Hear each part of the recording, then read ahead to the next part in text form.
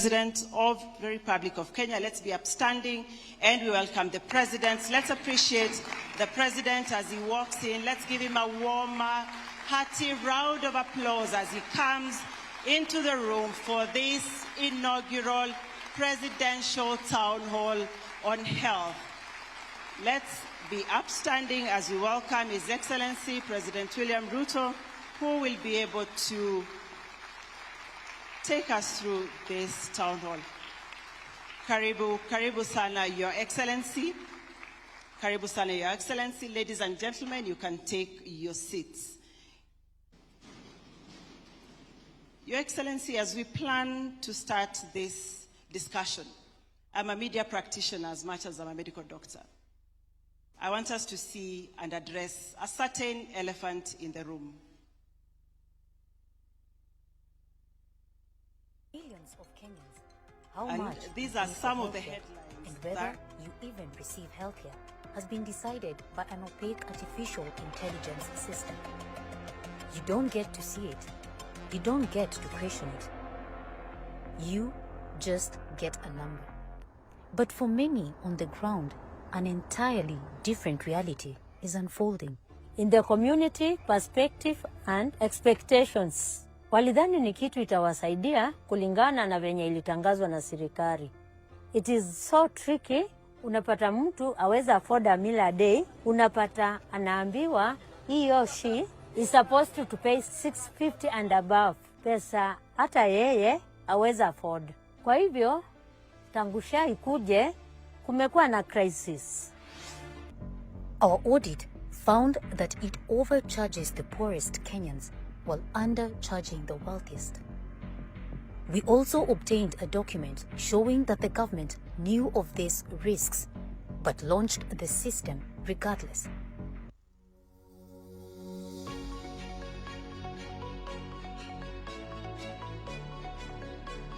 Knew of these risks but launched the system regardless.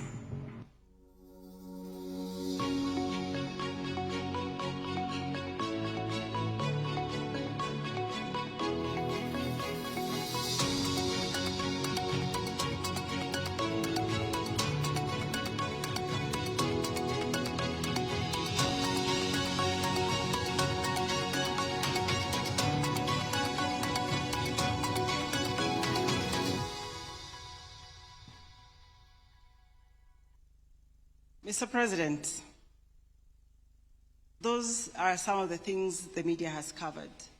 But I want to take you back to 2022, where you made certain promises. One of them was that any mother that delivers will get free diapers. I thought in 2023 I'll be one of the first beneficiaries. I didn't get diapers. What happened? Thank you very much, Mercy. And good evening, everybody. Welcome. This is a very good event, and thank you very much, Mercy, for asking me that very important and pointed question. But let me put this in context.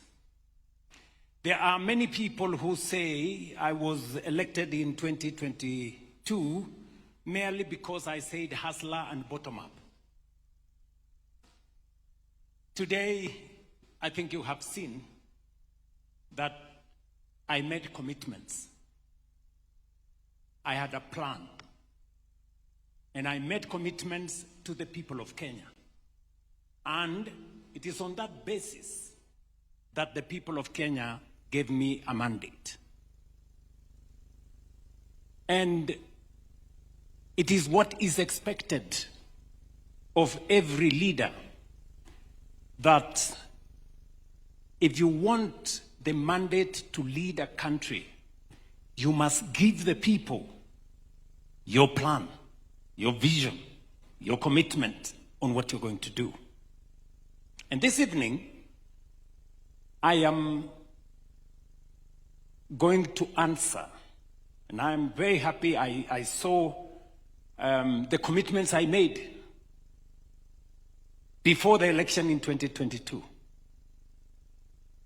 Number one, I think I made like 7 or 8 commitments on matters health, alone. 7 or 8 commitments.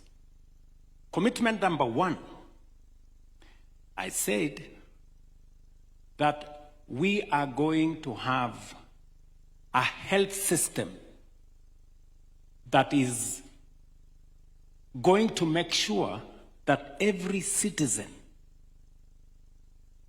can have access to healthcare. I called it that time hustler, but we came and said it should be called Social Health Authority. Today, my commitment on making sure that we have a system that works, a system where Kenyans can access health in a predictable manner, today is a reality, and 32.3 million Kenyans are registered on that platform. Number 1.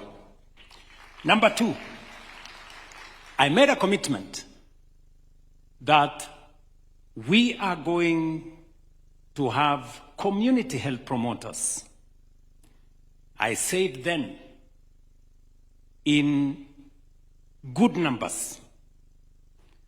I can now stand here before you and the people of Kenya that we have 107,800 community health promoters. Trained, properly, deployed, and their stipends paid. I committed then that I was going to work with counties to make sure that their stipend becomes a shared responsibility between the national government and the county governments.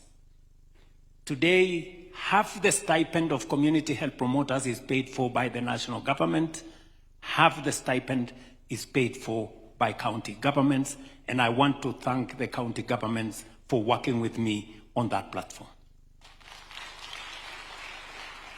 I did make a commitment that we are also going to make sure that those people who cannot afford to pay, you remember the commitment I said is that everybody is going to pay as per their ability. And those who cannot pay will be paid for by government of Kenya. Today, each and every one of us is paying in accordance with their ability, a percentage of their income. And those who cannot afford to pay, the indigents, we are paying for 560,000 households, representing 2.2 million citizens who the government of Kenya is paying for. That goes to the bottom of what commitment I made, that those who cannot afford will be paid for by the government of Kenya. And secondly, we are also paying for all teenage mothers, because we understand that every teenage mother doesn't have the money, and there we have provided resources for the government of Kenya to pay. Number 4, in that clip, I made the commitment that we are going to work on this from the bottom. I said every health center, every dispensary, every level 4 hospital must work for level 5 and level 6 to work. What have we done?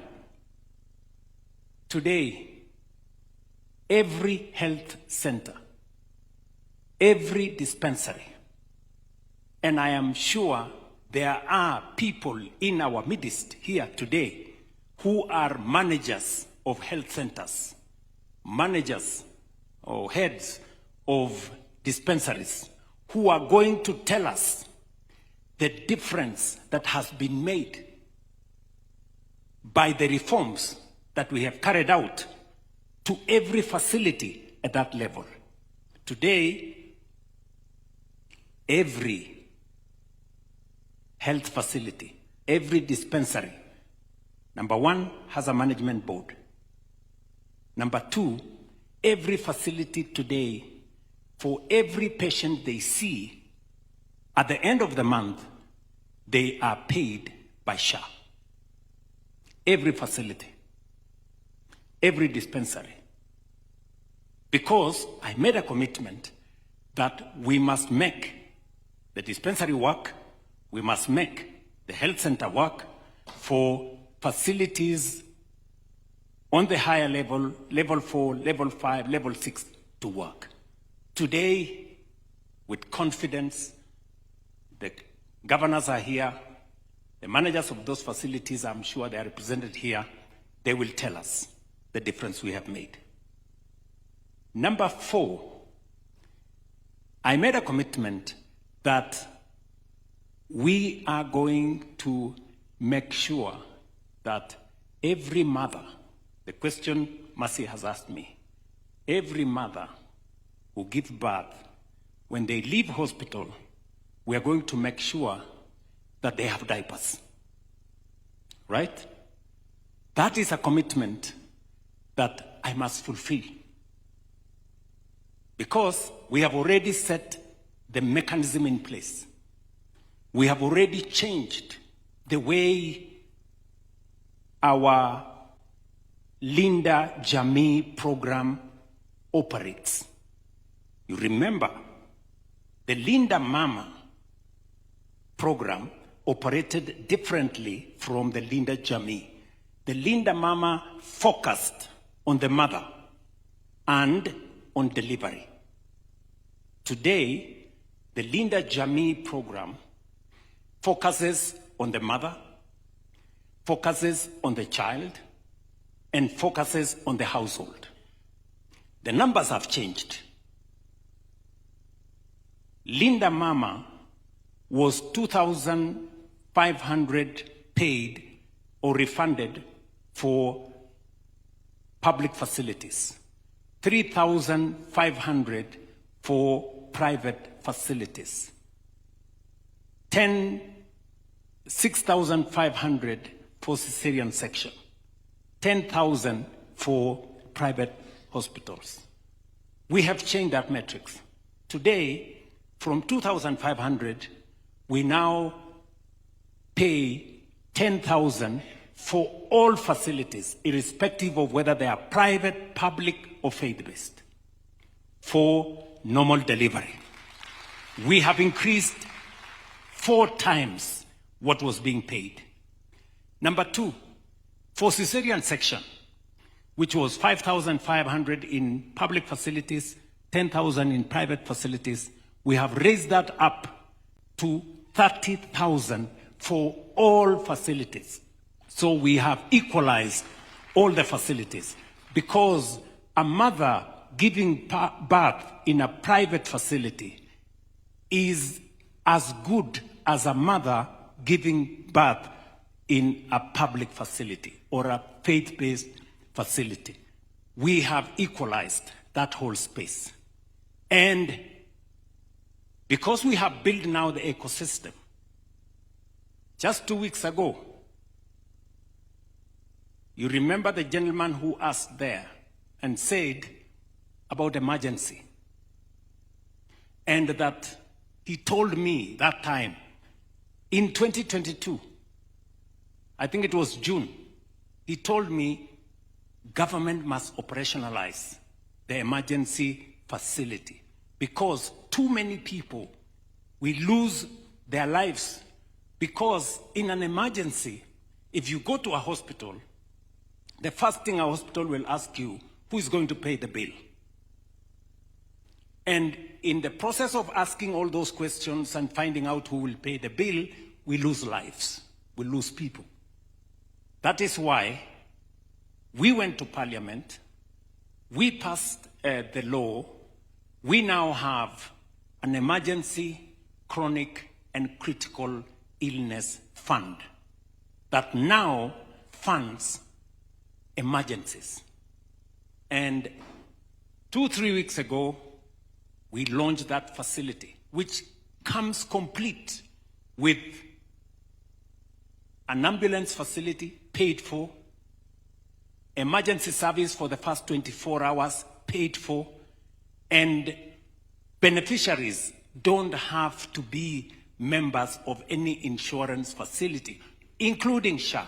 You don't have to be a member of SHA. So long as you are in an emergency, the government of Kenya, as was requested, as I was told in 2022, and I committed to do it, today I have discharged that responsibility. 2 weeks ago, we launched the facility, and we are moving. You remember, in that clip, I promised that we were going to have the health insurance by 2022 end. It wasn't possible until 2023 end. Why? Because of the process. We were taken to court, we were stopped here, we had to go back, we had to do this, but ultimately, we've kept that promise. We have now finished with the emergency. I can tell this auditorium that by the time I complete my term, my first term, I can tell you I will have discharged all the commitments I had made and made sure that every mother who walks out of hospital will walk out with the diapers once they give birth.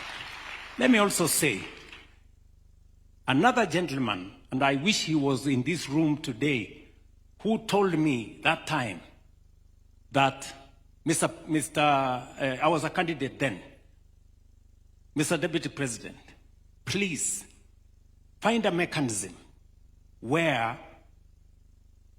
citizens can contribute, not a fixed number as we were doing, but a percentage of their income, a percentage of their salary.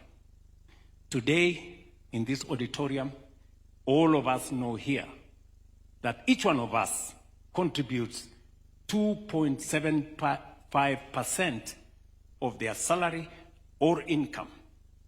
The people who are paying the most at 5% have come down to 2.75%. Those of us, like me, who was paying 0.01% of my salary, today I pay 2.75%. We have made contributions equal as a function of your income. That was what I was asked by that gentleman. That is what we have done. So, in short, on that list of the commitments that I made to the people of Kenya, I will be ready for the exam next year. I will be ready for the exam next year. And my target is to get 100%.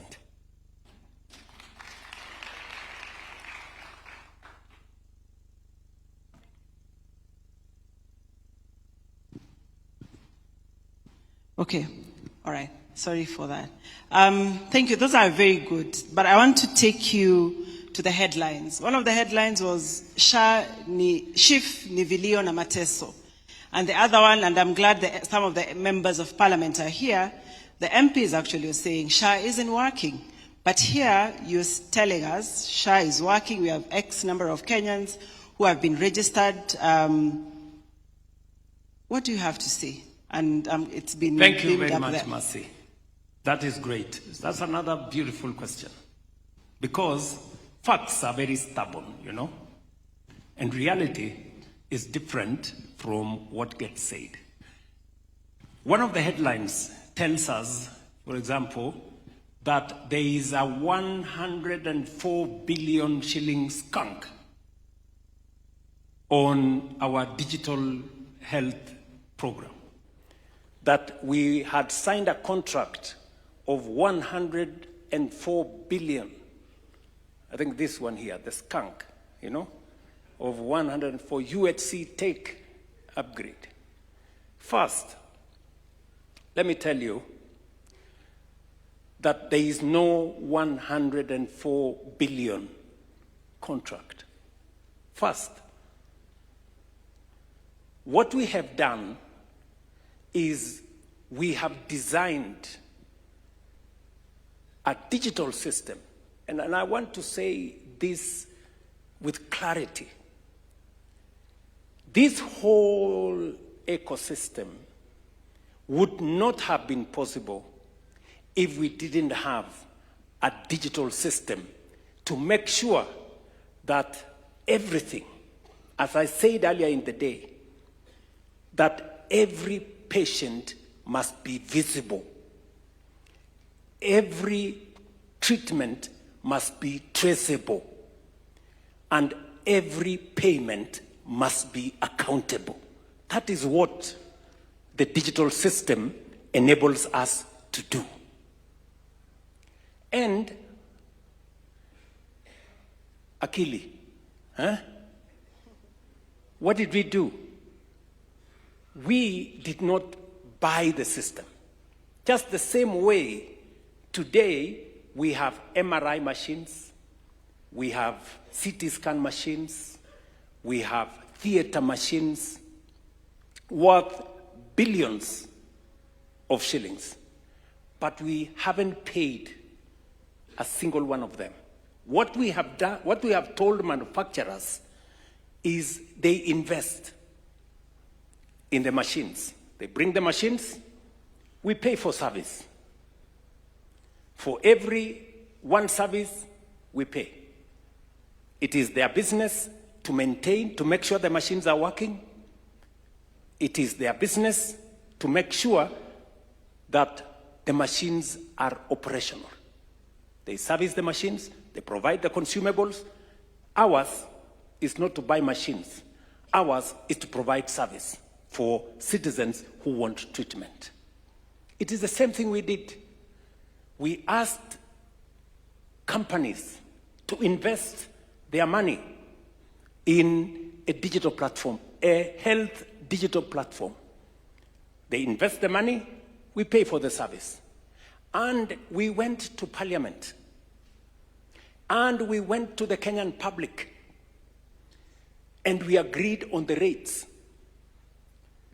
We said that for SHA and all the other facilities, we are not going to spend more than 5% of the resources we collect from the people of Kenya for management.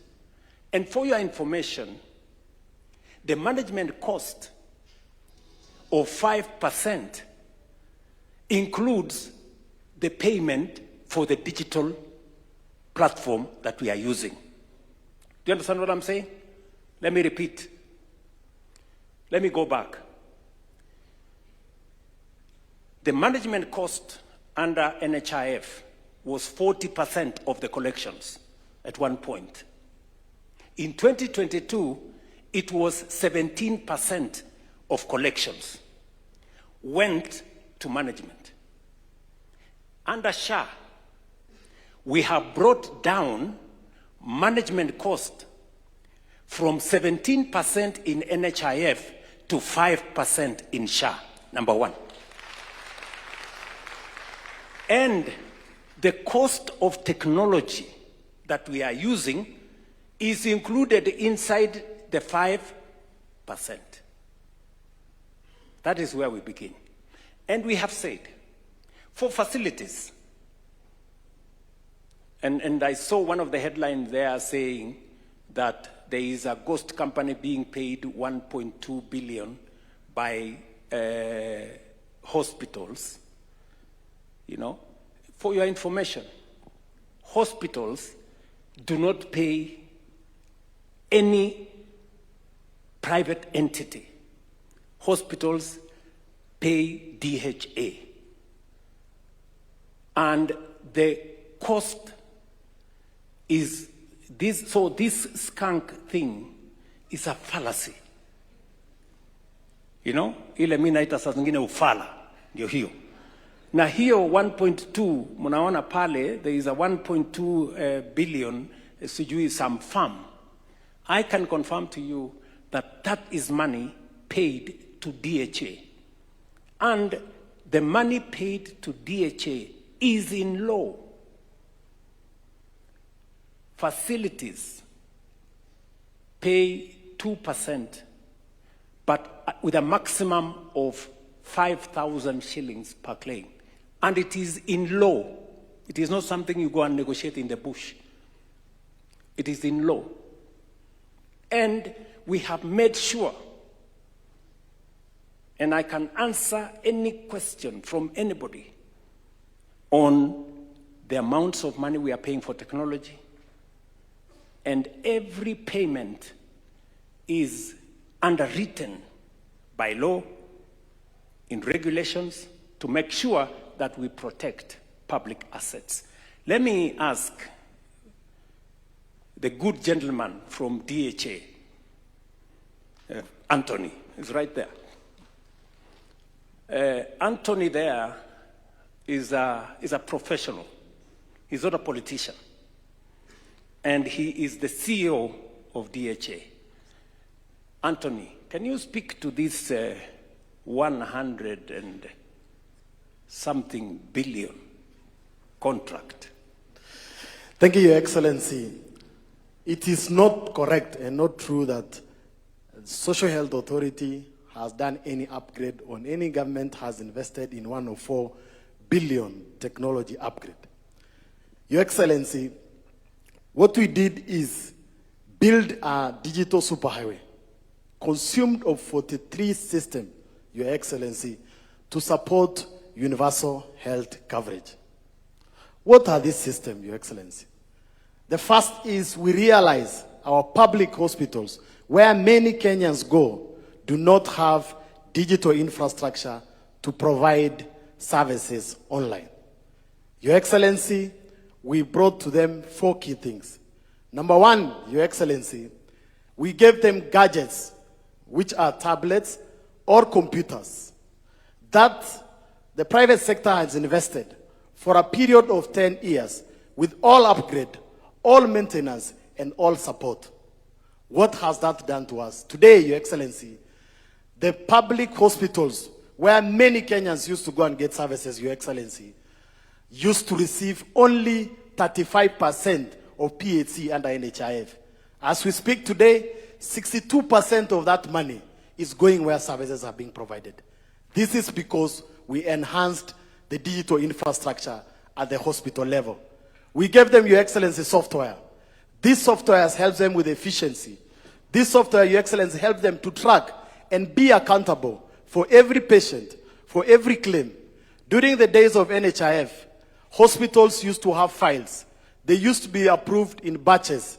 They used to be transported, taken to county NHIF offices. They will still be transported, taken to the regional offices for approval. They will still be transported, taken to headquarters for approval. They used to be approved in batches. They used not to be checked. There was no accountability. As we see today, Your Excellency, every claim is tracked because we have enhanced that public sector, Your Excellency. The second area that we looked at the superhighway, Your Excellency, is many Kenyans used to go to hospitals. When they're in the hospitals, they will receive a service. But that service, how they have been written, how they have been identified, is different in the second hospital. That is why you couldn't work with your data. That is why you couldn't have data portability. We looked at 6 key systems in that area. One is a client registry. Every Kenyan today is identified uniquely using your ID and your fingers. It eliminated all the cards that we used to print. And that is the role of technology, is to bring efficiency, Your Excellency. The second part was on the facilities, Your Excellency. You remember there were facilities that were doing more surgeries than Kenyatta, Your Excellency. And they will use that because there was no digital system. They will use that to do claims. They will use that to frown public funds, Your Excellency. Today, we have a single point of truth for every facility to safeguard the safety of Kenyans. No facility can provide services in this ecosystem if you have not been licensed in that, to provide those services. No facility can provide services that has not been licensed, Your Excellency. That is what has eliminated what we used to have, like the hospital that is in Kino, Your Excellency. We looked at the health workers, Your Excellency. There used to be fake doctors that want to use the doctor's professional, Your Excellency, and cheat Kenyans. You will walk to hospital. You don't know, Your Excellency, whether this is a doctor in front of you, Your Excellency. We created a single point of truth, where only licensed doctors, the specialties they have, Your Excellency, the systems only allow them to provide that service, Your Excellency. We look at other areas, Your Excellency. Many Kenyans used to walk. They carry books, Your Excellency. Those books used to get lost, Your Excellency. We provided what is called a shared health record, Your Excellency, where today, if you download the Afya Yangu app, you will see all your claims, you will see all your prescriptions, you will see all your doctors, and you are able to see all your information within your phone. That eliminates all the paperwork that, Your Excellency, we used to have. That area, Your Excellency, is called Health Information Exchange. We are the second country in Africa to be and the 10th in the world, Your Excellency, to do that, Your Excellency. We look at the whole area of, Your Excellency, logistics, KEMSA digitization, Your Excellency. How do we ensure that the drugs that are provided are correct? How do we ensure the safety of the drugs of Kenyans? We track these drugs from the manufacturers to the time it is dispensed in the patient, Your Excellency. For the safety of the Kenyan people, and as well as to ensure that the drugs that are dispensed are only the authorized drugs. That system has three key ecosystems: a national logistic management system, a track and trace management system, as well as, Your Excellency, what is called order management. You saw today, Your Excellency, in some of our counties, the counties do not have to wait to see where the trucks that are bringing our drugs. They don't have to wait, Your Excellency, to see which drugs I need to order. Before they will order a lot of drugs, Your Excellency, they will put them in store, but maybe their demand does not need them to do that, Your Excellency. Today, with this ecosystem, we are not, the public hospitals as well as our ecosystem is not to provide that, Your Excellency. We looked at the areas of telemedicine. We don't have enough expertise. How do our doctors consult? How do they talk to one another? How do they support the patient to provide them the best services? And we brought in the telemedicine platform that are running in our ecosystem, Your Excellency, today. Your Excellency, we looked at the analytics. You saw today, Your Excellency, we are reading patterns. We are able to see patterns of hospitals that want to defraud our ecosystem, Your Excellency. And we're able to analyze them. Systems are for efficiency, Your Excellency. And that is what we have built. 43 systems, Your Excellency, that does not only support SHA, but more protect the Kenyan people from fake drugs, from fraud, and give them efficiencies, Your Excellency.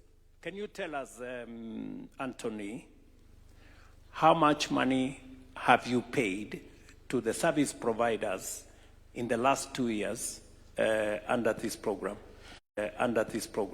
For especially for SHA, for example, how much money have you paid? Your Excellency, for the providers of technology, SHA has only paid around 500 million. How does SHA calculate this, Your Excellency? It is in our regulation. We went to the Kenyan people, and the Kenyan people told us for the Social Health Authority, within their 5%, they only pay 25 shillings for every active member of the Social Health Authority. So anytime Social Health Authority has an active member, you pay 25 shillings, not per month, Your Excellency, but per year, Your Excellency. For the last 2 years, around 500 million, Your Excellency. So 500 million paid for this technology that we were told that we were going to pay 100 billion. Correct, Your Excellency. Okay, so the writers of the headlines have answers. Let me also ask you, maybe Mercy this time round. So, because of the efficiency we are building, first, how many gadgets have we supplied, and how much did the hospitals pay? Your Excellency, as of today, we have supplied 42,327 gadgets. If you walk to any of your dispensary today, in the lowest village you can be, you will find a gadget there, Your Excellency. The hospital has not paid for a cent. They have not paid for it. We have provided Yes, those facilities. Yes, Your Excellency. And it is part of the digital health system. Yes, Your Excellency. Mercy, you inherited an organization called NHIF. Yes, Your Excellency. With 1,000, how many workers? And how many workers do you have today? Your Excellency, we inherited an organization that had close to 1,737 workers. Today, our establishment has 815 workers who work at SHA. And Your Excellency, just because of that technology, we've been able to halve our workforce, but also additionally, Your Excellency, increase our claims processing. I think it is important for Kenyans to understand in any one single day, 24 hours, SHA receives about 26,000 claims. These are 26,000 Kenyans who've walked in and walked out of a health facility and a claim has been lodged at SHA. And because of the system and the digital components that have just been described, the SHA Claims Management Office that has 35 people, 35 people, they're able to go through 26,000 claims in a day and close to 1 million claims in a month. That's the efficiency we've gained. We inherited an organization of 1,700 plus. We have taken close to 1,000 Kenyans back to public service to go and do something else. We have remained with 800 in SHA. So we have reduced by half the staff because of technology. And we are processing more claims than were being processed by 1,800 staff. That is how efficiency looks like. And that is how transformation is framed. And that is what we have achieved. I don't know whether, Mercy, I have answered your question. Almost slightly. The one that is still top of my head is the reforms that we are talking about were passed through Parliament. And I'll narrow down to SHA. One of the headlines is the members of Parliament saying that SHA is not working, but they passed this law. I don't know, I cannot reconcile those two things because our laws pass through these members of Parliament. It may not be your question, but the buck stops with you. Okay, Mercy. You know, there are many facets of this. Maybe I remember that at some point, you know, because of the challenges that were there in SHA, some people were almost giving up. Because what we have done in transforming SHA or NHIF to SHA is something phenomenal. You know, we replaced one piece of legislation with 5 pieces of legislation. We transformed a whole ecosystem. You have heard what Antonia said. We had all manner of, you know, challenges from that fellow called Mugo, who was not a doctor of any shade, but he was busy treating people in some clinic. Because of technology today, Mr. Mugo has no job. He cannot fake anything. From that all the way to the hospital we had in Kino that was doing surgeries, more surgeries than Kenyatta Hospital.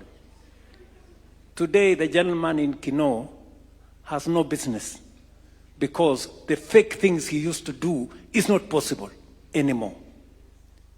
Same thing to the fake claims we used to have. I said earlier, we used to have claims of people, somebody who has been amputated 7 times. And then you ask yourself, how many legs did this person have? That is no longer possible today. And we had some hospitals that had more accountants than health workers. You ask yourselves, what are accountants doing, more accountants doing in a hospital? Because it was a fraudulent claim making enterprise more than they were hospitals. We've stopped all that. And that is the reason why this exercise has been a big battle. Those people who lost their schemes and enterprises, sponsored headlines, sponsored cases, because we were interfering with their business.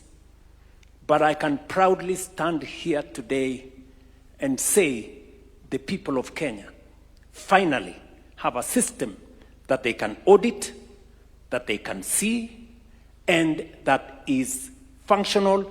And today there are witnesses across the nation. Go to any village, go to any part of Kenya. Even when you go to a fundraising event, and let us call a spade a spade. The WhatsApp groups that we all used to have in our phones have gone down. True or not true? Yes, the WhatsApp groups have stopped. Even when you go to a fundraising today, they will tell you, SHA has paid 300,000, we are looking for 100 or 200,000. It used never to happen before. So, statistics, numbers, have a way of saying things better than any statement. So, Mercy, we have members of parliament here. I don't know whether we have a member of parliament there. Do we have any other member of parliament? Please, who want to, it is said that you as members of parliament said SHA does not work. Mutueleze, come up from your point of view.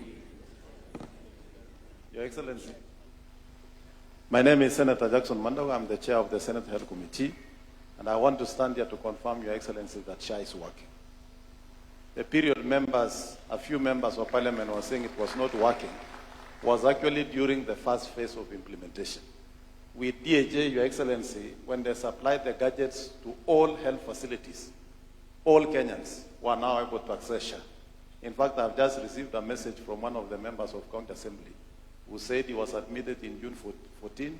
He's a former nominated MCA, Duncan, and SHA paid all his bills. SHA is working, and there is evidence that it is working.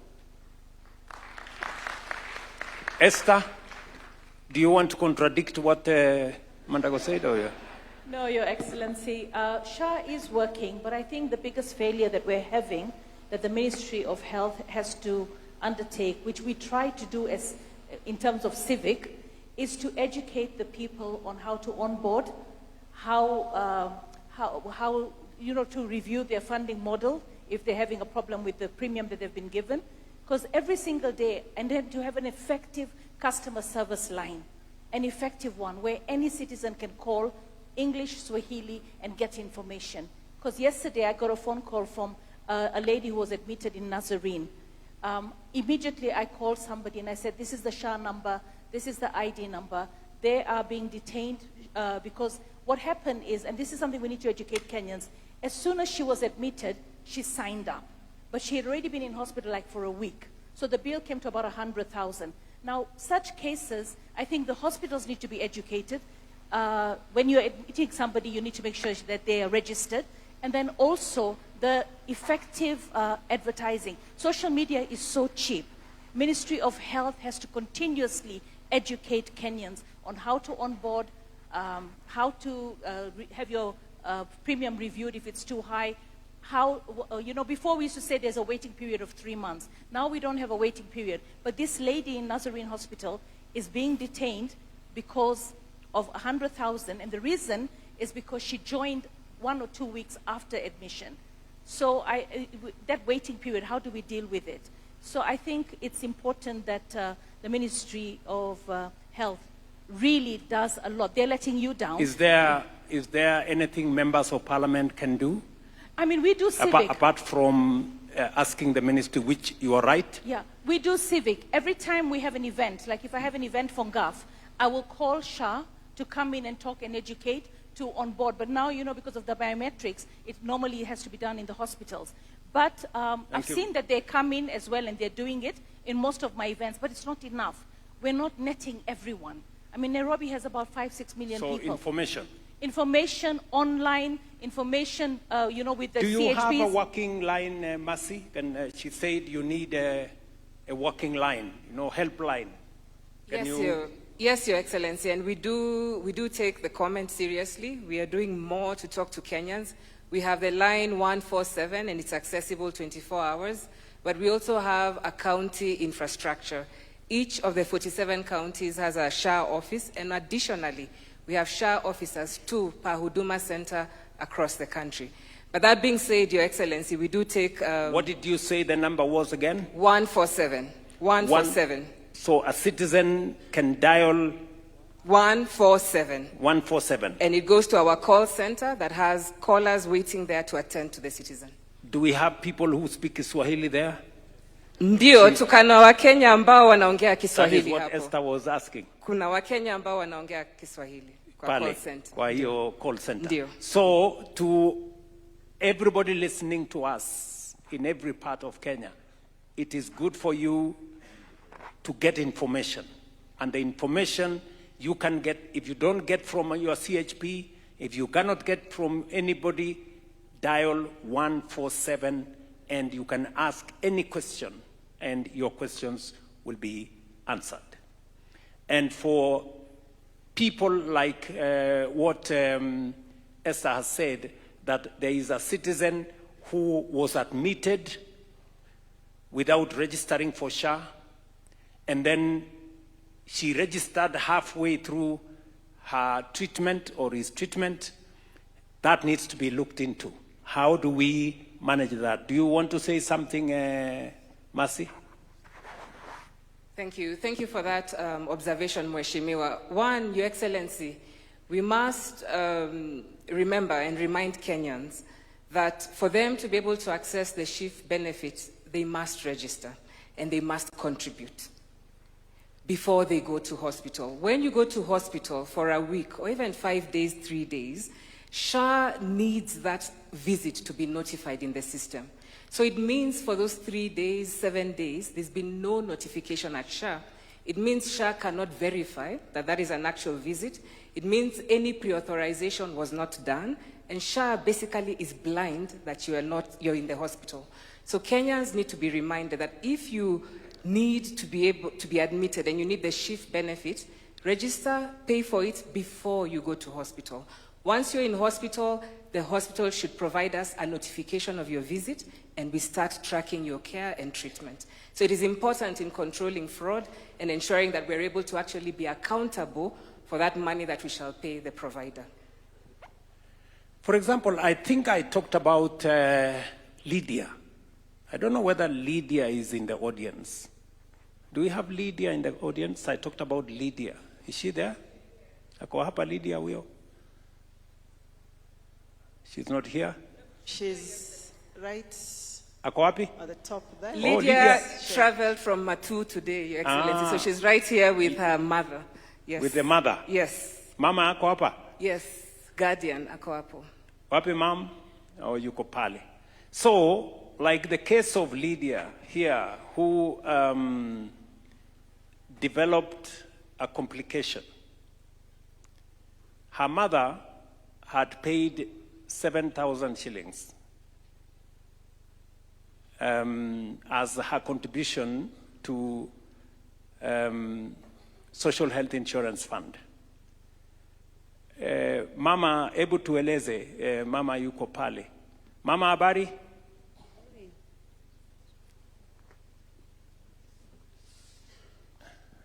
Habari yako, mam?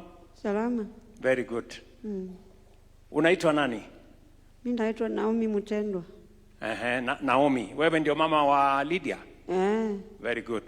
So, uliregister kwa SHA? Ukalipa pesa ngapi? 10,200. 10,200. Alafu mtoto ulimpeleka hospitali? Nilimpeleka hospitali. Akatibiwa? Hapa Kenyatta akatibiwa, lakini nilipeleka Garissa nikaambiwa nimlete Kenyatta na akatibiwa na katoka vizuri. Okay. Bili ya hospitali ilikuja pesa ngapi? Ilitoka na 1168. 1168. Ulilipa shilingi ngapi kwa hiyo 1168? Hakuna kitu nilipa. Huyo msichana wako akatoka hospitali akajiendea nyumbani. Na nimeambiwa ya kwamba anafanya form 4. Anafanya form 4 sasa. Mwaka huu. Lydia, my very best wishes on your exams. Ukienda. Na asante sana mama kwa kuja. Kwa sababu niliongea mambo yako, nilielezwa na watu wa SHA mapema leo. Na asante sana kwa kuja. Now, unaweza keti mama. One of my staff, Dr. Mwai, who worked with me on this program, and I remember sitting down with Dr. Mwai in 2021. 2021. I don't know whether Dr. Mwai is in the audience. Okay. You know, Dr. Mwai was telling me about an experience he had, I think, in the last 2 weeks, about somebody who called him and asked him, why are you people asking me to pay 8,000 shillings? Can you tell me? I remember you mentioned to me, Daktari. Yes, thank you very much, Your Excellency. The issue was when you are dealing with the issue of, are we charging people more? So the first thing that people have argued is that we should have introduced waiting time. I hear a lot of that. But you said that when somebody is in problems, you don't tell them to first wait. So when they come in, they pay, and then you cover them. So a friend of mine who I consider reasonably learned, in my own opinion, called me and asked me that they are trying to revise their premium because their premium is around 8,000. And I asked her, you want to revise the premium?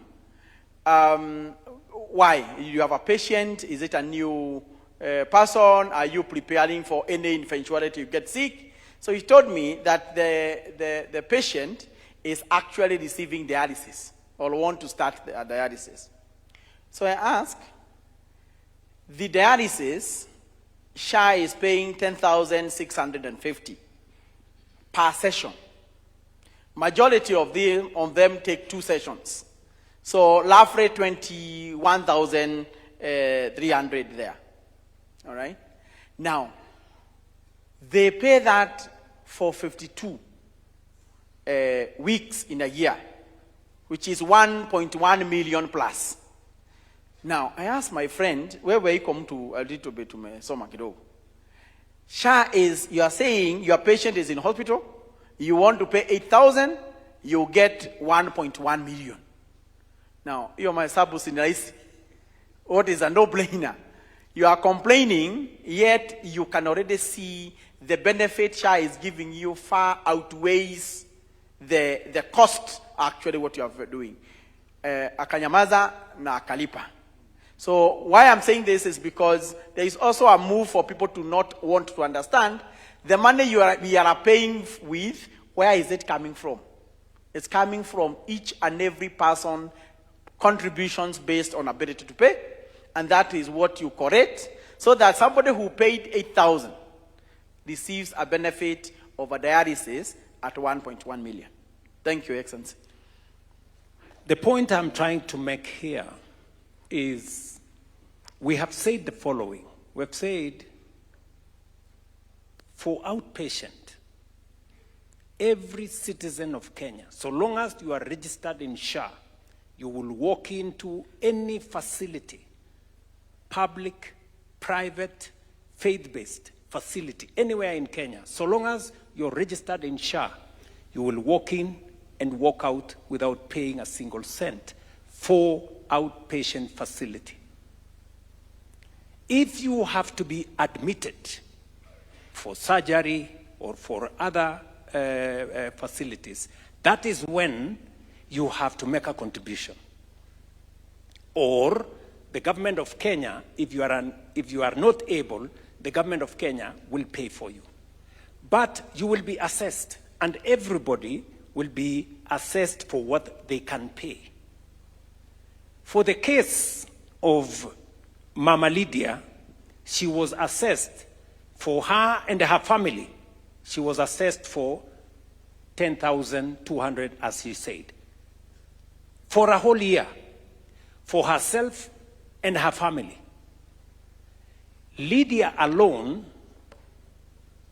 SHA has paid 168,000. If her next child became sick, they will be paid for. If she became sick, she will be paid for the next 1 year, for paying 10,200.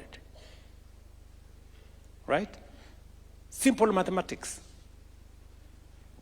That is what that gentleman in the clip was saying. It must be contributory on ability. That's the point I'm trying to make. So we must all understand that for this to work, yeah, we have first removed.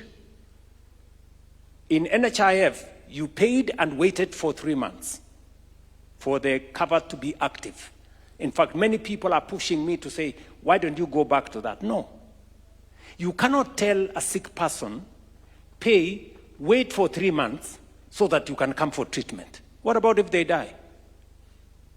Or if something happens to them? So the moment they come to hospital, if they are not registered, we register them, they pay immediately, and they access service at that point in time. That is how we have changed the metrics. And that is how we are going to do it going into the future. I remember saying also earlier about cancer.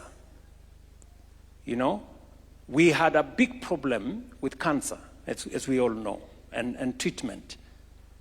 We have again upped resources for cancer from 500,000 to now 800,000 cover for all citizens registered under SHA.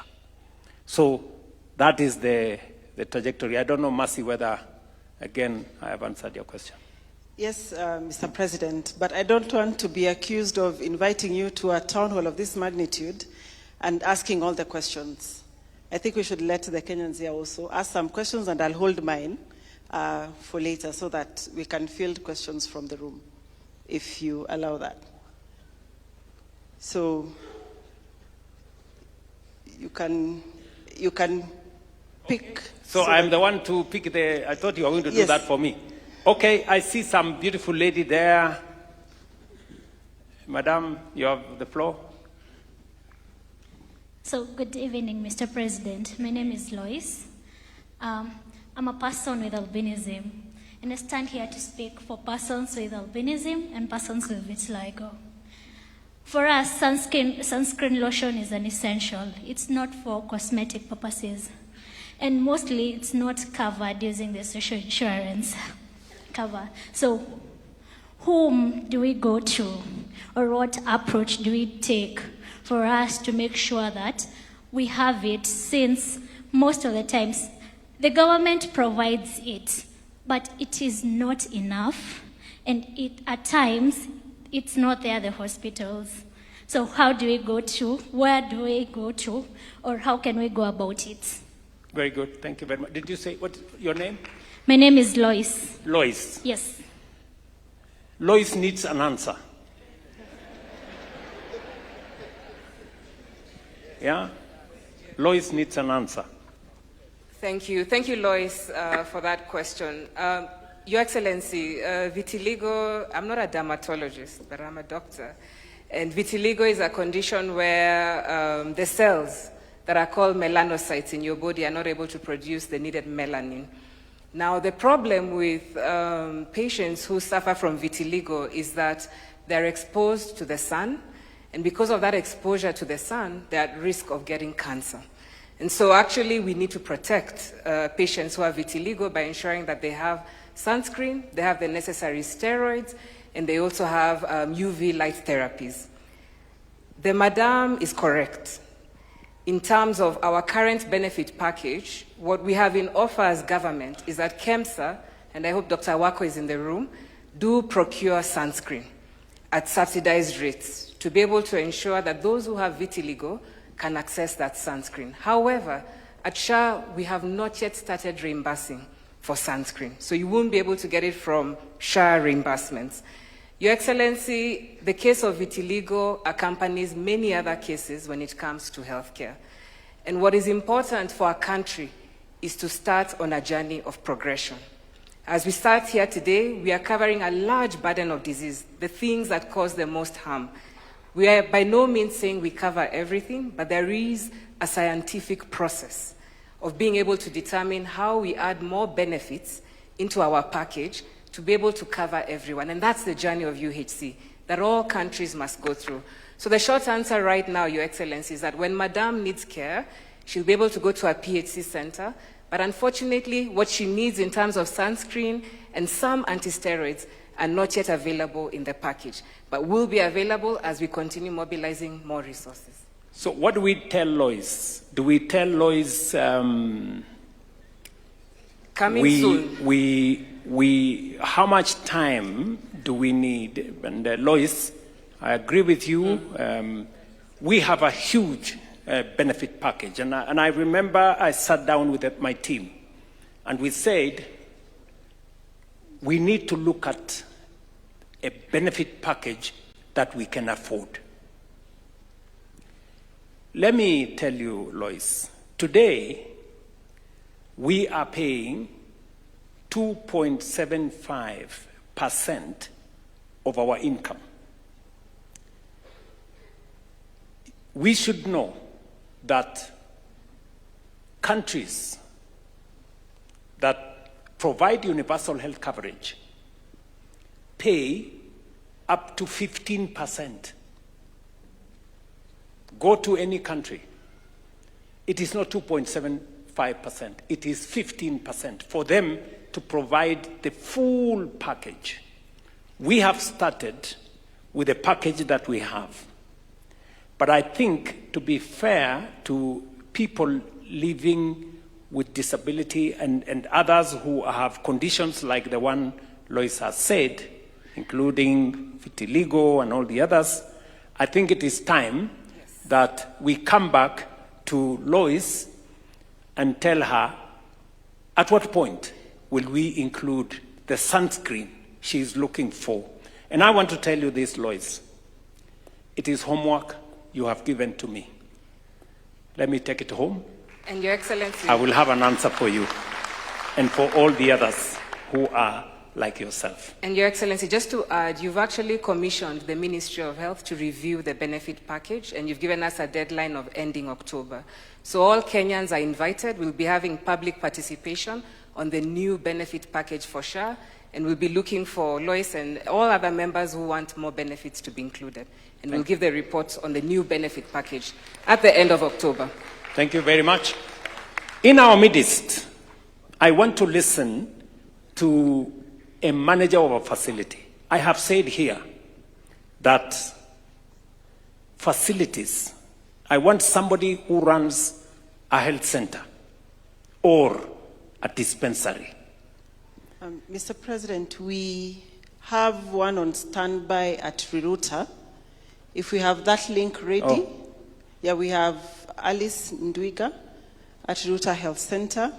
But as we get her ready, maybe we can pick one from the room. Do we have a manager? Here she goes. This is Alice Ndwiga. Okay. County. Alice Sabari. Good evening. Good evening, Alice. How are you? I'm very well. Habari ya Ruto? Ruto iko baridi mingi, but tuko salama. Very good. Tell me, Alice. Yes, please. Before UHC, is there a difference between are you a manager of that facility? Or? Yes, I am. Maybe I can introduce myself, His Excellency. My name is Alice Ndwiga, Facility Manager at Ruto Hospital, Level 4. Yes. We are here at Dagoretti Sub-County. Okay. The North. Okay. Kangwari Ward. Let me ask you, Alice. What is your experience as a manager? The journey over the last 3 years. What is your experience? How has your facility improved? What difference has universal healthcare SHA made in your facility? Okay. Thank you, His Excellency. So to just begin, here at Ruto Hospital, we do have a good expansion of services, and that's all in contributions that we've had from the SHA reimbursement, and also the expansions on the PHC services that we have. In addition to that, we started with 200,000 that we were getting in a year with the NHIF, but now with SHA, we have between 5.5 to about 6 million that we've been able to have an increase when it comes to SHA. In addition to that, we've been able to do a lot of expansion of services, like I'd mentioned. We'll be able to have the services where we were able to have before the TB on the outpatient, and also the NCDs as well. So in addition to that, we were able to have addition on the theaters that we also have, the NBU that we're also able to manage to have our bed capacity that is about 10. And the most importantly is our workload, that we're able to have our increase of our patients from 200 to now 400 patients per day. So you're telling me that you used to get reimbursements of around 200,000. Is that correct? Yes, His Excellency. Per month? Yes, His Excellency. What is your reimbursement now from SHA every month, on average? From SHA, we about between 5.5 to 6 million a month. So it's gone up. It's gone quadruple up. How are you deploying that money that you get in your facility? For what are you using that money? Okay, so for one, we have been able to expand our services. That means from our end, we were able to have our lab machines that we were able to buy too, for the full hemogram and also the biochemistry machine as well, and that has expanded our services when it comes to Ruto service. Then number two, we've been able to do the theater. We've been able to expand our services on our end, and also the NBU that we're able to expand to 10 bed capacity. So for Ruto Hospital, the reimbursement that we've been able to get for SHA, it has been able to expand our services and also be able to have our areas where, when it comes to not only equipments that we're able to get from the SHA reimbursement, we are also able to get the gaps that we're able to have into the service delivery here in Ruto Hospital. So, Ruto is it a dispensary or a health center? It's a health center. So when I made a commitment, but with the addition of... Yes, sorry, please continue. Sorry, with the addition of the services that we'll be able to have, the hospital will be able to move from the health center level 3 that is in now to a level 4 that is going to be comprehensive of all the services. So my question to you, Alice, is that... Yes, His Excellency. I did make a commitment to you and to facilities like yourself that we are going to have a system that will improve service at that level, at level 2 and level 3. Can you confirm that that has actually happened? Yes, I can definitely confirm. So, for example, right now, the theater machines that we're getting installed here for the theater and also for the NBU, they're actually coming from the NESP. That's the National Equipment Service Program that we are very glad, His Excellency, to be able to support the facilities when it comes to equipping the hospitals. And also with the contribution from the FIF that we're also getting in the hospitals, we're able to also expand the services and the equipments that are needed. And also to get the medication, Your Excellency, I can be very proud and actually say with a lot of confidence that I don't miss drugs here in Ruto. I don't miss non-pharmaceuticals and lab reagents. So those are the 3 areas that I make sure that when we are doing our reimbursement that is coming from SHA, our FIF that we get from the hospital, we make sure that it's getting back to the patients and also the community at large. Then to also mention, we do make very good food, His Excellency, for our patients. Thank you very much, Alice. Our maternity. I want, thank you very much, Alice, and my very best wishes as you provide service to Kenyans there, and good luck with what you're doing, and congratulations. Thank you very much. We're really proud of what you're doing Thank you. in Thank you for this. in Ruto.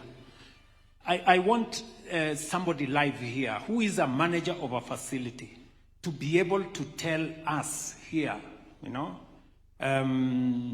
do we have a manager of a facility? Yes. Are you a manager of a facility? I'm the County Director of Medical Services. And Proceed. Yes, my name is Dr. Eliza Ikiara.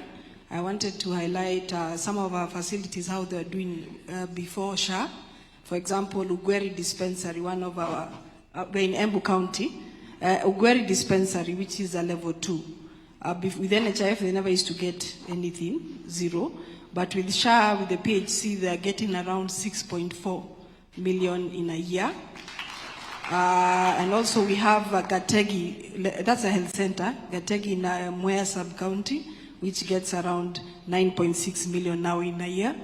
And the other one that we have is Kianjokoma, which is a health center in Runyenje sub-county, which has around now 10 million.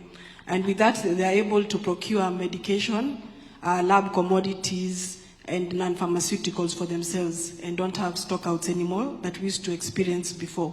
And also, they are able to also, for example, Gweri was able to install CCTV cameras in the dispensary. What do you have to tell to the people who say SHA is not working? And for me, I would say for us in Embu County, we have seen the difference. We are getting, our revenue has increased exponentially. We are not running out of drugs. We have refill rates of 80% and above. And even Embu County scored highly in our pharmaceutical dispensing rate that was done by, we had 72%, meaning 72% of the clients get the whole prescription filled at the facility. Do we have, thank you very much, Daktari.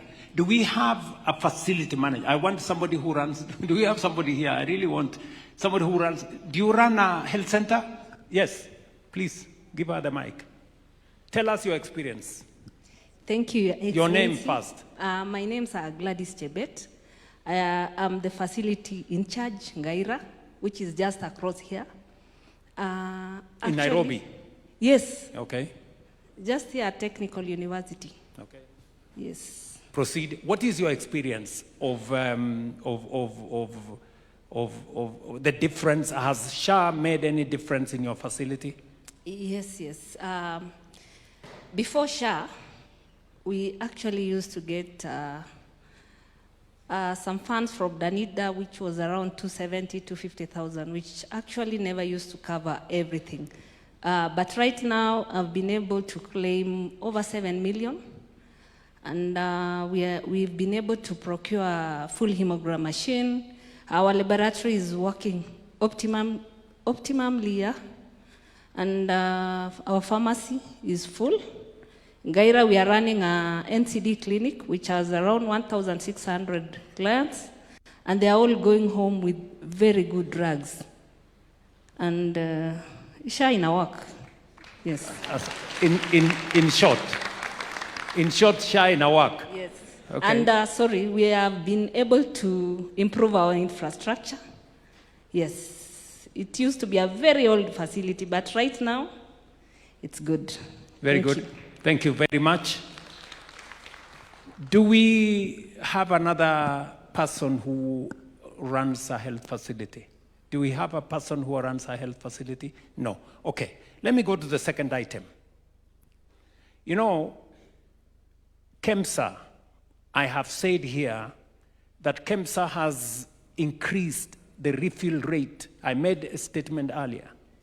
And Wako, the CEO of KEMSA, is here. We have taken refill rate for requests from hospitals from 40%, meaning that if a facility requested for 10 drugs, we could only provide 4. We've moved that to 91%. And among the best performing counties, and we must give credit where it's due, is Kilifi County. The governor of Kilifi is here, Governor Gideon Mungaro. Mr. Mungaro, Governor, can you tell us ama utueleze kwa lugha ya Kiswahili mambo vile yalivyo? Thank you, Excellency. When I took over in 2022, August, the first few orders, first we had a very big bill of 429 million we inherited. We negotiated with KEMSA, but for the first 1 year and a half year, we were getting between 38 to 40 of our orders. But I remember after our last summit when you promised, because as a county we have really tried to buy from KEMSA, because we have two advantages, Your Excellency. Apart from when we started, we had only 38 to 40%, but one thing you can be sure, the drugs you buy from outside KEMSA, 10 million you buy from KEMSA, you spend maybe 30, 40 from other entities. So since 2025 coming 2024, towards the end of 2024, it started going up. The last two orders we did to KEMSA, we got 183%, and the last one we did a few months ago, we got 70%. Probably we tell Wako where he needs to improve is on surgical gloves, which we always have a challenge sometimes, and the other gloves, I don't know if the doctors call them what? Sterilite.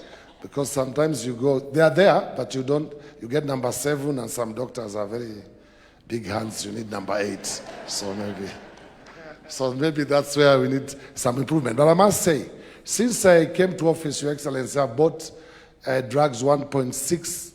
I bought from outside before when we got only 38 to 40.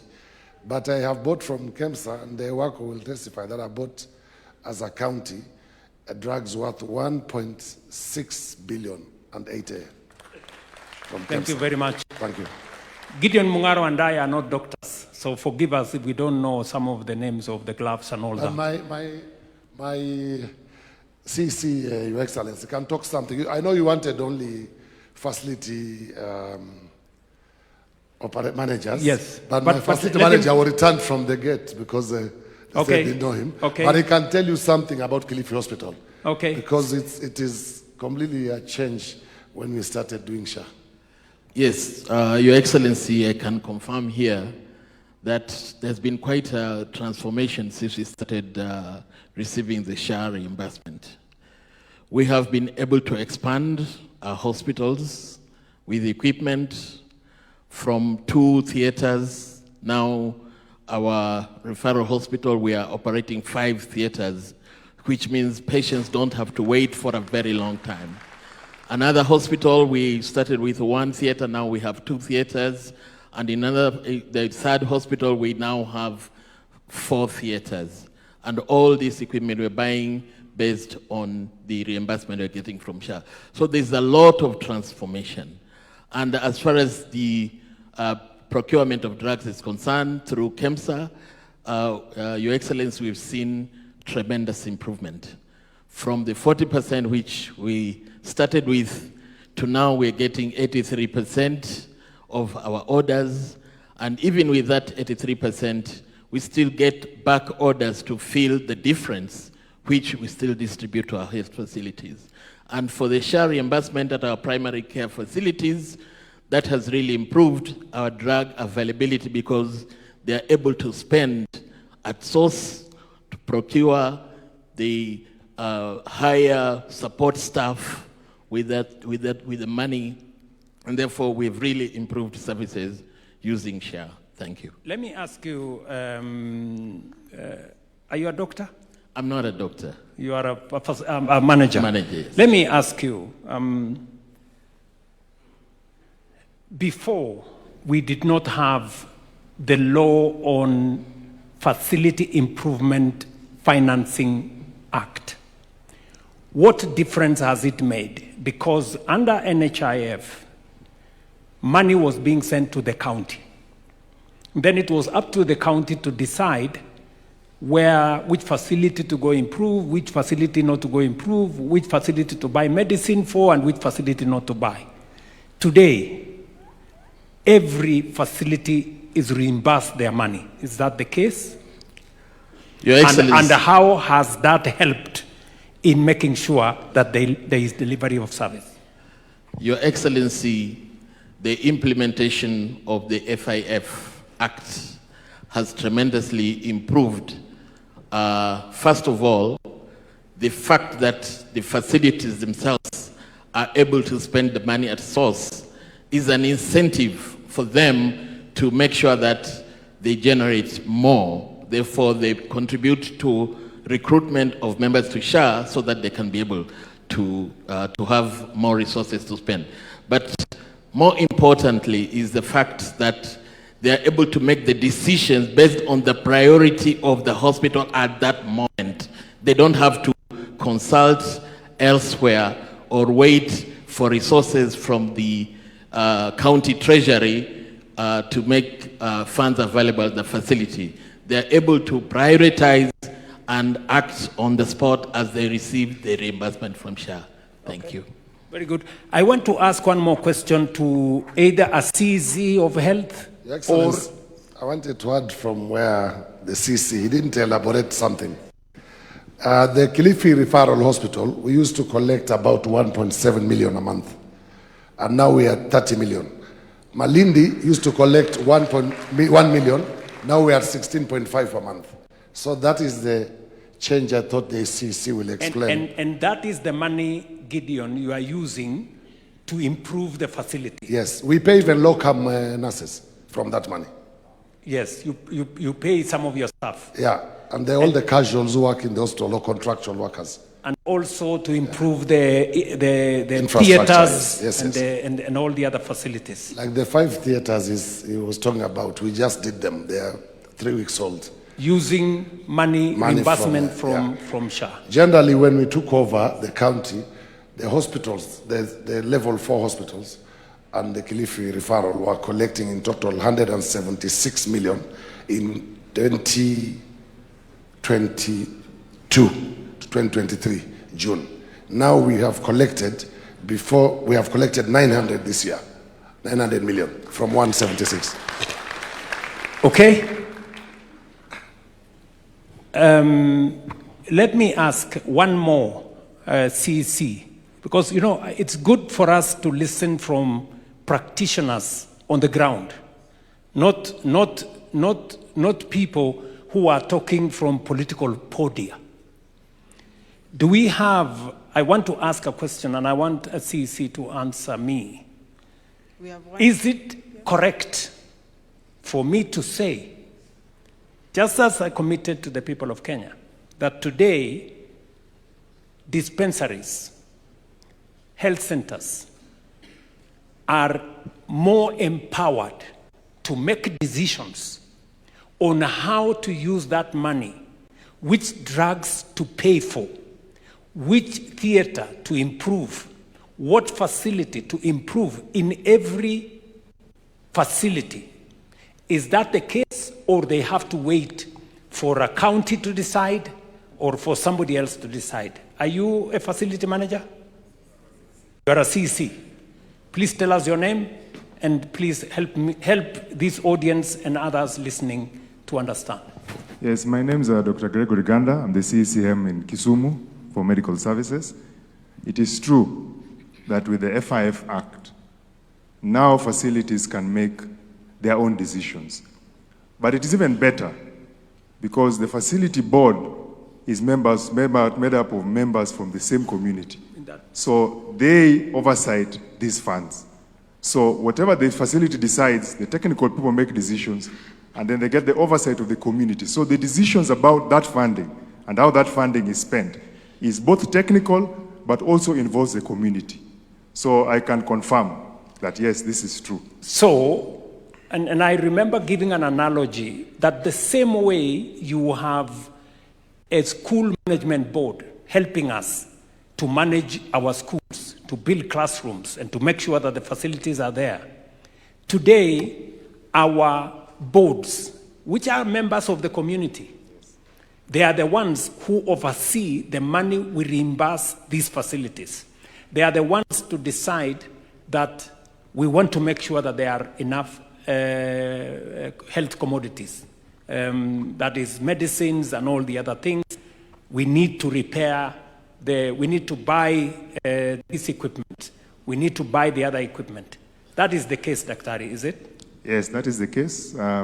We allow them to make decisions, but of course we oversight them sometimes. Like for most facilities right now, in most counties have given a minimum, because sometimes they might decide, members of community can say, build the gate and build the wall and all that, and then you don't have enough medicine. So we are giving them a minimum percentage. Most of us are doing 40, 50%. Half the money must buy medicine, because the biggest problem of Mwananchi is hakuna dawa. So we don't want anybody to come here and say hakuna dawa. Once that is sorted out, maybe you can paint, you can do other things. Very good. Thank you. I want to ask one more question. Just sit down, Daktari. Thank you. Because, we need to answer to the things that Kenyans want to hear. Number one, we said we are going to empower every facility to make decisions. We send the money, not anymore to the county, but we send reimbursement for every citizen a dispensary treats. For every citizen a health center treats. We send the reimbursement to that dispensary.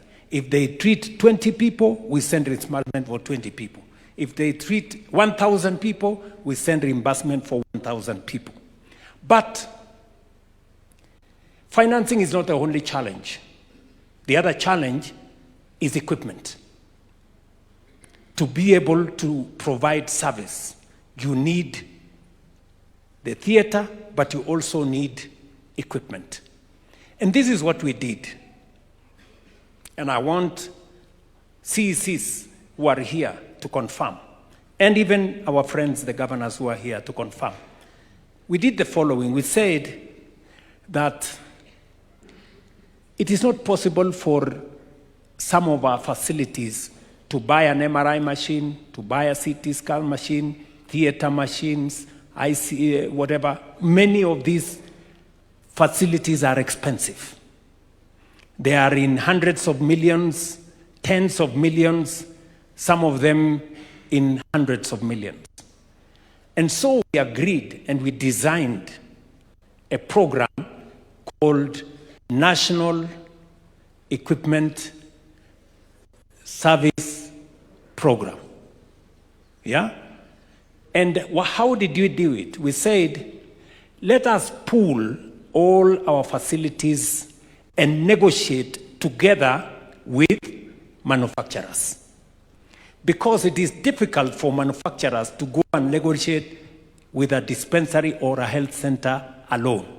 But if we pool together, through the economies of scale, we can be able to have the muscle to negotiate for better prices, better facilities, and also for the manufacturers.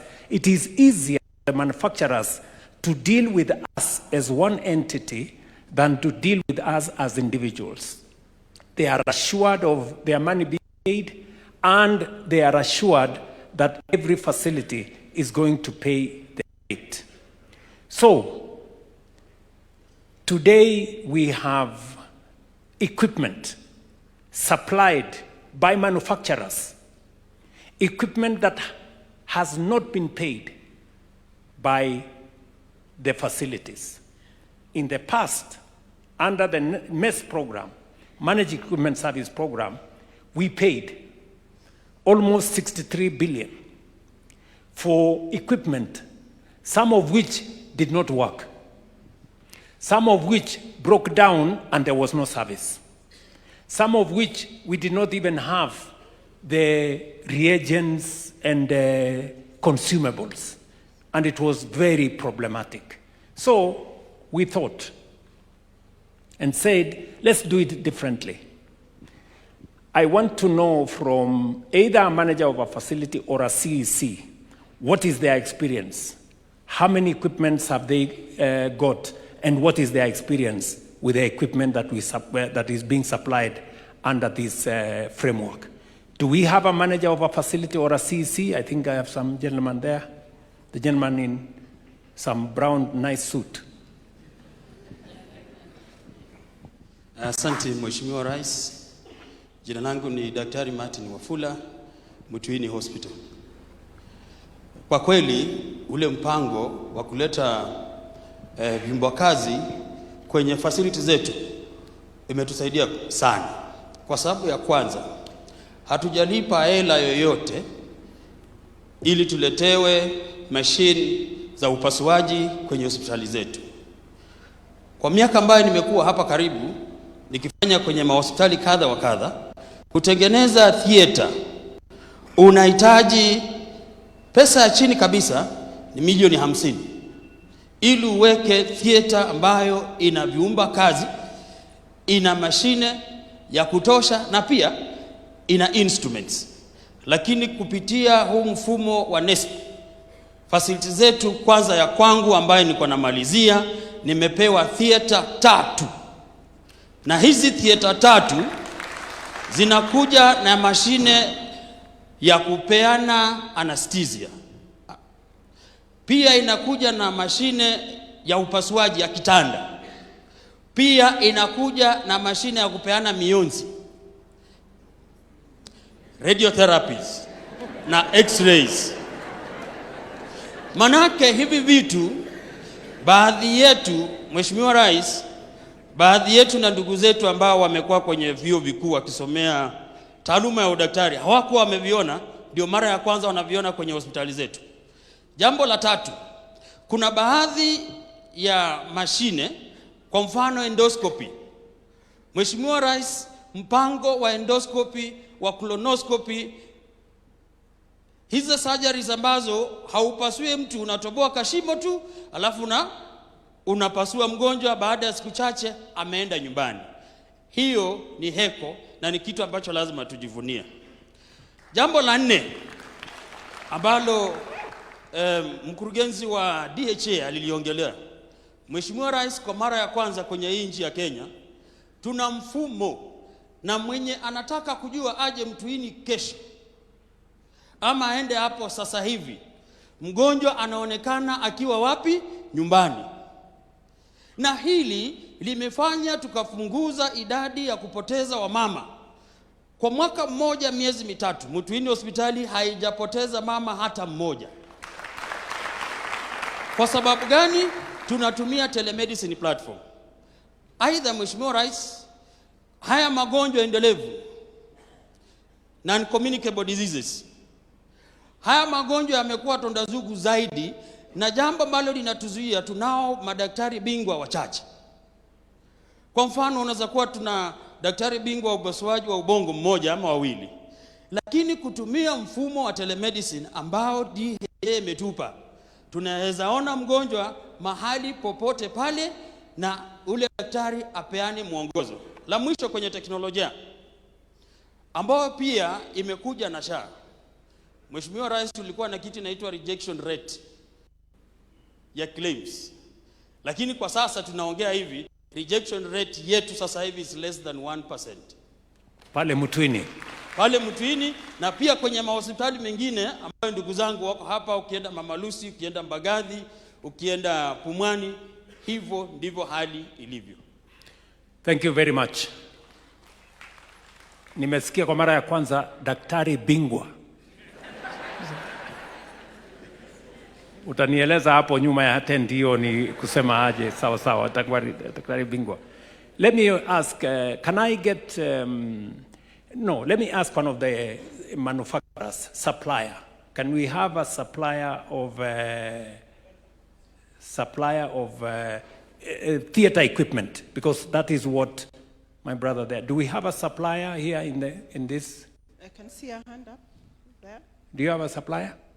One of the suppliers? A supplier? Are you a supplier? No. Are you a supplier? No.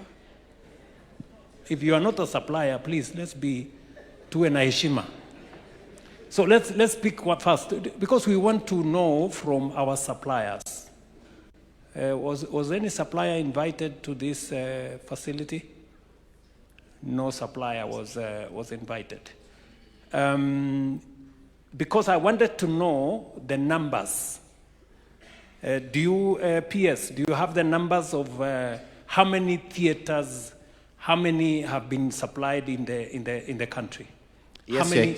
Yes, the number of equipment, the number of, yeah. Yes, Your Excellency. Under the National Equipment Service Program, we have supplied 52 digital X-rays. Your Excellency, we have installed 72 ultrasounds. We have installed 6 mammograms. We have installed 39 CT scans. Your Excellency, we have renovated and equipped 67 theaters. Your Excellency, we have established 157 laboratories. That alone, Your Excellency, worth more than 2.3 billion. Your Excellency, as the CEO of Mutwini was speaking, he mentioned specialized surgery. So specialized urology, as we know, prostate cancer is one of the big 5 cancers. We have installed 4 specialized urology theaters. There's something that they call a urology tower. Your Excellency, we have also been able to install 4 specialized ENT theaters. We've installed 4 specialized maxillofacial. We have also installed specialized cardiothoracic and vascular centers, 4 of them. Your Excellency, we have able to install specialized plastic centers, 4. We have also been able to replace the LINAC machine at Kenyatta National Hospital that used to break down often, Your Excellency. Kenyans know this story. Your Excellency, we have also been able to do 2 MRIs, and 2 MRIs are on the way by the end of this month. Your Excellency, in total, we've been able to install machines worth 9.8 billion shillings without the national government paying for it and without the county government paying for it. And Your Excellency, as you had mentioned, the game changer here is in the technology, the latest technology. And Your Excellency, one of the biggest challenges that we also have with equipment management is that the technology changes quite quickly, and most of our public hospitals are not able to employ what we call biomedical engineers to keep up with the latest technology. And so the game changer here is to keep equipment at 98% uptime without having to call manufacturers to come in and out to repair. Often, Your Excellency, the CT scans that were installed long time ago, 2 years down the line, they get broken down. You need another 16 million to repair them. You have to fly in an engineer from Japan or from Europe. And Your Excellency, we've been able to completely resolve that problem. So, at the moment, under this program, we agreed that the equipment is placed by the manufacturer. Yes, Your Excellency. It is maintained and repaired by the manufacturer. Yes, Your Excellency. Consumables are provided for by the manufacturer. Yes, Your Excellency. All we pay for is for a service. And when the service is offered? When the service is offered. And it is paid for by SHA? If the service is not offered, we don't pay. Yes, Your Excellency. And it is paid for by SHA? Yes, Your Excellency. I don't know whether the CEO of Kenyatta is here. He's in. Yes.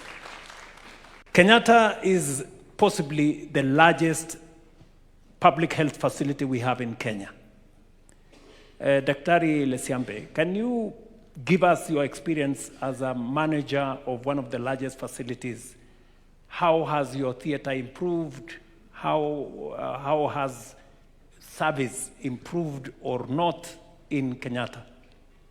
And then I want the CEO of Tenwek Hospital, one of the largest private health facilities in Kenya, to speak and tell us their experience. This is the largest public facility. We will also listen from the largest private facility. Yes, Richard. Thank you very much, Your Excellency. Let me start by saying that Kenyatta National Hospital is the second largest hospital in Africa. I apologize by, correcting you, Your Excellency, because it is the second largest hospital in Africa. In terms of bed capacity, we are second to Chris Hani Hospital in South Africa. Now, Your Excellency, when it comes to management of health services in Kenyatta National Hospital and providing quality health care, we have to have equipment. And at Kenyatta National Hospital, as we speak today, we have 32 fully equipped theaters from 12 equipped theaters in the last 4 years. And Your Excellency, I've had the opportunity to be in Kenyatta National Hospital for the second time. I was in Kenyatta National Hospital as a CEO in 2012 and 2013. Today, I've come back less than 1 year. I want to confirm to you, Your Excellency, that it's not only the issue of having the 32 theaters, but what it means is that we are reducing the waiting time for surgeries, for management of our patients. It used to take a long time, it used to take long periods, and sometimes it used to compromise the quality of healthcare for our patients.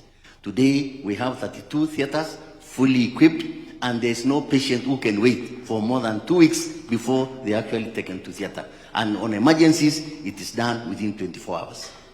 Your Excellency, this has also assisted us when it comes to imaging. We used to have only one CT scan.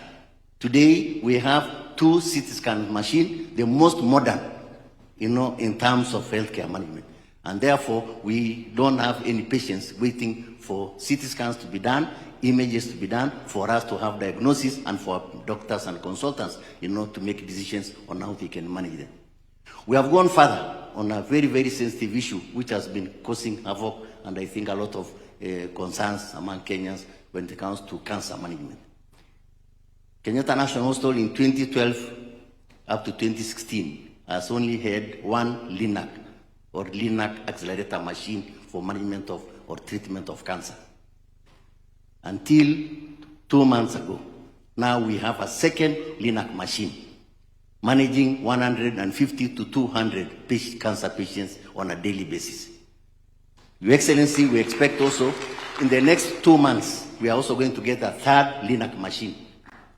Therefore, Kenyatta National Hospital, before September or October of this year, will have 3 LINAC machines. We will also get a PET scan before the end of this year, and we'll never talk about challenges of cancer management or cancer patients' problems at KNH for the next 7 years. So as I conclude, Your Excellency, just for context. Yes, Your Excellency. Just for context, Richard, the LINAC machines, the theater machines, did you have to pay for them, or they are supplied under our NEST program? The 15 theaters machines that we received from the suppliers of NEST, or National Equipment Service Program, were brought in free. In fact, what happened is that they brought all the equipments, including the tables, they're also including the anesthesia machines, and all other equipments. What happens is that we have an arrangement where for each and every operation, they get a minimum of 15,000, or even sometimes a maximum of 15,000 shillings. If the operation is even going to cost about 300,000 or even 400,000, they only get 15,000. So the deal is actually too good for us. And that's why we decided to maximize getting all the 15 theaters. So we did not pay a penny for those theater equipments. We never paid a penny for the CT scans. We have never paid a penny for the LINAC machine. We have not paid a penny for the mammogram, which we have a modern, advanced mammogram for breast cancers management diagnosis. Can you give us your experience on SHA reimbursements? Thank you, Your Excellency. I want to go back to 2013 when I left Kenyatta National Hospital. We used to operate under NHIF. We have a bed capacity of we had a bed capacity of 1,800 beds. Today we have 2,000 almost 2,300 beds at Kenyatta National Hospital. NHIF patients were only 60% covered. We had only 60% patients on NHIF at KNH. Today, under SHA, we cover 90% of our patients, or 91 to 92% of our patients are under SHA. And we have managed to get, as I can confirm today, Your Excellency, we have received 4.2 billion shillings from SHA in the last 18 months. So, and I think as I've heard from one or two individuals from the county facilities, I want to confirm also that SHA works.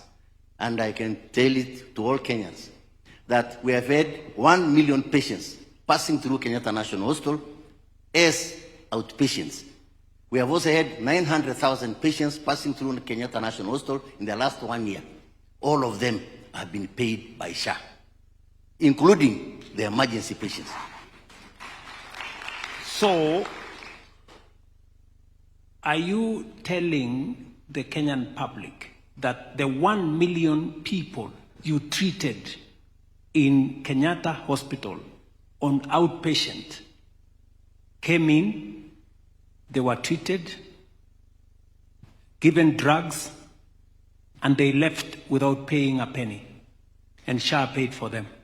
Yes, Your Excellency, I want to say this with no fear of contradiction. I've been there for the last, I think, 10 months, 11 months. That's what has happened.